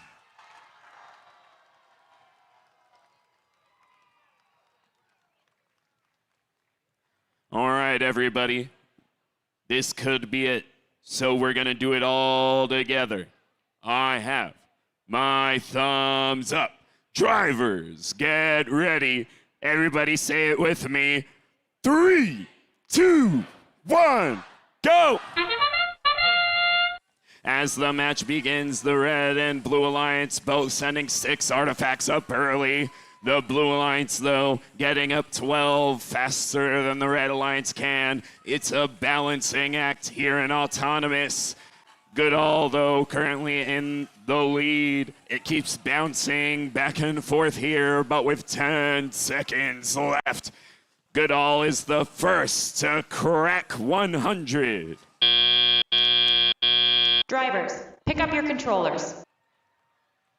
Before the drivers pick up controllers, it is a close match. We may be within 10 points here.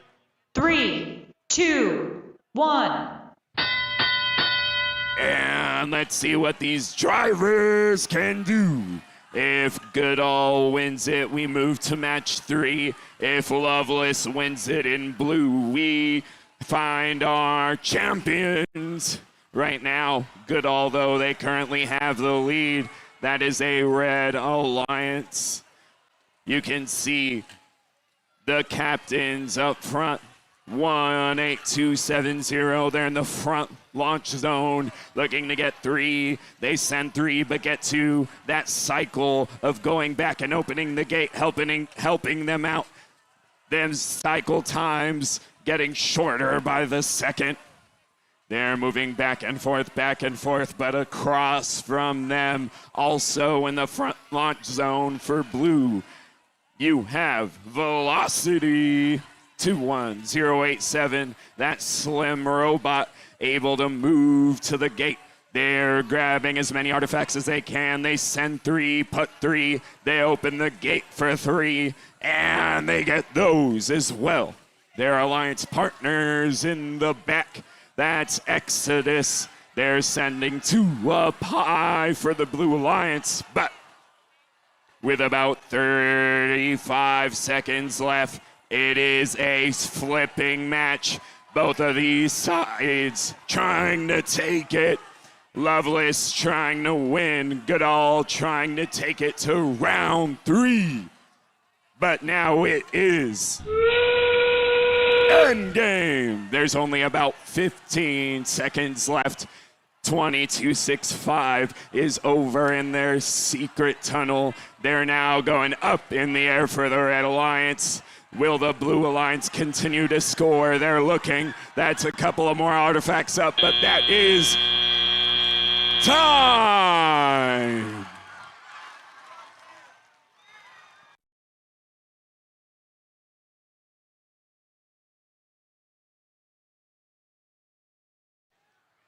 We're going to hand it back to the sports desk for a quick analysis, and we'll have the scores in just a moment.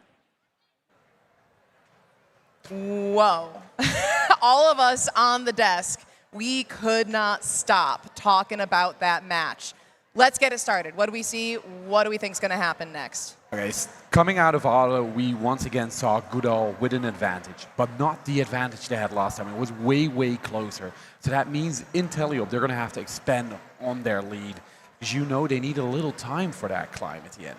But they did. They were keeping up artifact for artifact with that Blue Lovelace alliance. And they were even still, though, a little better gate management from them, right? So it wasn't a complete overflow, but that Lovelace alliance still able to capitalize on those artifacts rolling straight into their loading zone. It was teetering back and forth between the alliances the entire time. One thing that I noticed is Exodus kept up the serious defense they've been putting on display all day in that far zone near the human player station.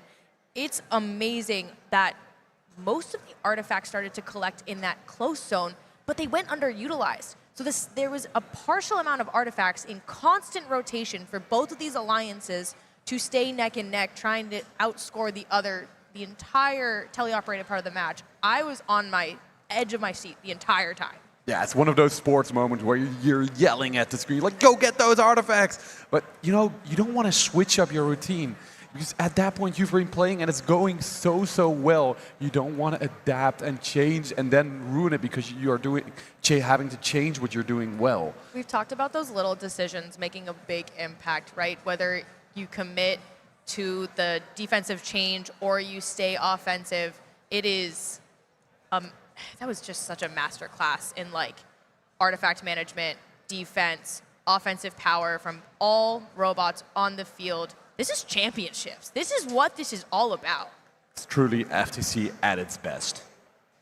Well, it sounds like we are on the edge of our seats, waiting for those scores. When we have them, we are going to take a look as soon as they hit that button over on that scoring system. As a reminder, the Red Alliance was Goodall. The Blue Alliance was Lovelace. Advantage Blue. So if Lovelace is victorious, they are your 2026 Decode champions. Yeah. At this point, for me, it's too close to call. It really still could go either way. Sure, there was a little bit of a lead for the Blue Alliance, but then you don't calculate in that buddy climb that the Red Alliance has. The buddy climbs, the motifs, everything, and Goodall has really hung their hat on that buddy climb, getting better and better every match. I think they lined up at like 7 seconds or something like that. Crazy to go up and then have their partners slide in. Yeah, but then the other side of the field, Lovelace, okay, they're like, oh, they need 7 seconds? Well, we can do it in 1.5, basically. They were shooting till the bitter end there. So that has to hurt them as well because they get a couple more artifacts. Right, and they're still getting those partial parks for Lovelace as well, right? It's not the full, 10 points plus the bonus, but it is points nonetheless. It's 15 points. It's quite a few. So that means there's only a 15-point difference at that point if you calculate. So that means you got to score 5 artifacts to compensate. Yeah. The risk-benefit analysis, the teams have been playing together all day today and really honing in on the timing, as we've talked about. But also, I'm wondering how they're thinking about the matches going into them, right? We saw them play in the round robin. They played that first finals match. What was going through their head? What are the kind of things that went through your heads when you were in the program? When it came to like back-to-back finals matches, you're playing against the same opponents, you're trying to turn the tide. Lovelace had the first match, Goodall's trying to bring it back. What did you think about at that point? What I always found tough was try to say, okay, tell myself, especially if you've won the first match, you just got to tell yourself, I know I'm trying to think 5 steps ahead where there is no information for 5 steps ahead. And it'll make me nervous. It'll make anyone nervous if you're going to think about it that way. So I just focus, think, okay, we have a game plan. The game plan is working. We're just going to have to keep doing what we're doing at the best level that we can. So what about you, Ken? You've been in this position as well. I think the big thing is it's really easy, like you're saying, when you've won that first match, right? To think, oh my goodness, we're one match away from a world championship, right? But it's about that consistency, right? You have to come out of that match and know that you have everything set for the next one. All right, Ken. Well, thank you all so much for breaking that down. We do have scores for Da Vinci Finals Match 2. Let's check them out. And Robot fans, we have a champion.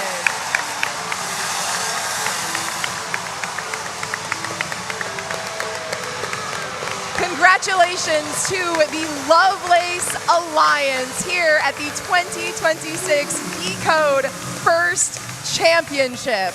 What an absolute phenomenal week we have had down here on the field. Again, Lovelace Blue taking it home. Goodall in red, our event finalists. Again, a score of 526 to 519. The best of the best all the way home. Thank you all so much for being out here. Congratulations to our winners. From everyone down here on the desk, we had First Champs Live presented by Robo Sports Network. From me, from Ken, from Tyne, from Manisha, and everybody who has been a part of our show this week. Thank you all for being here, and we cannot wait to see what you're gonna do next season.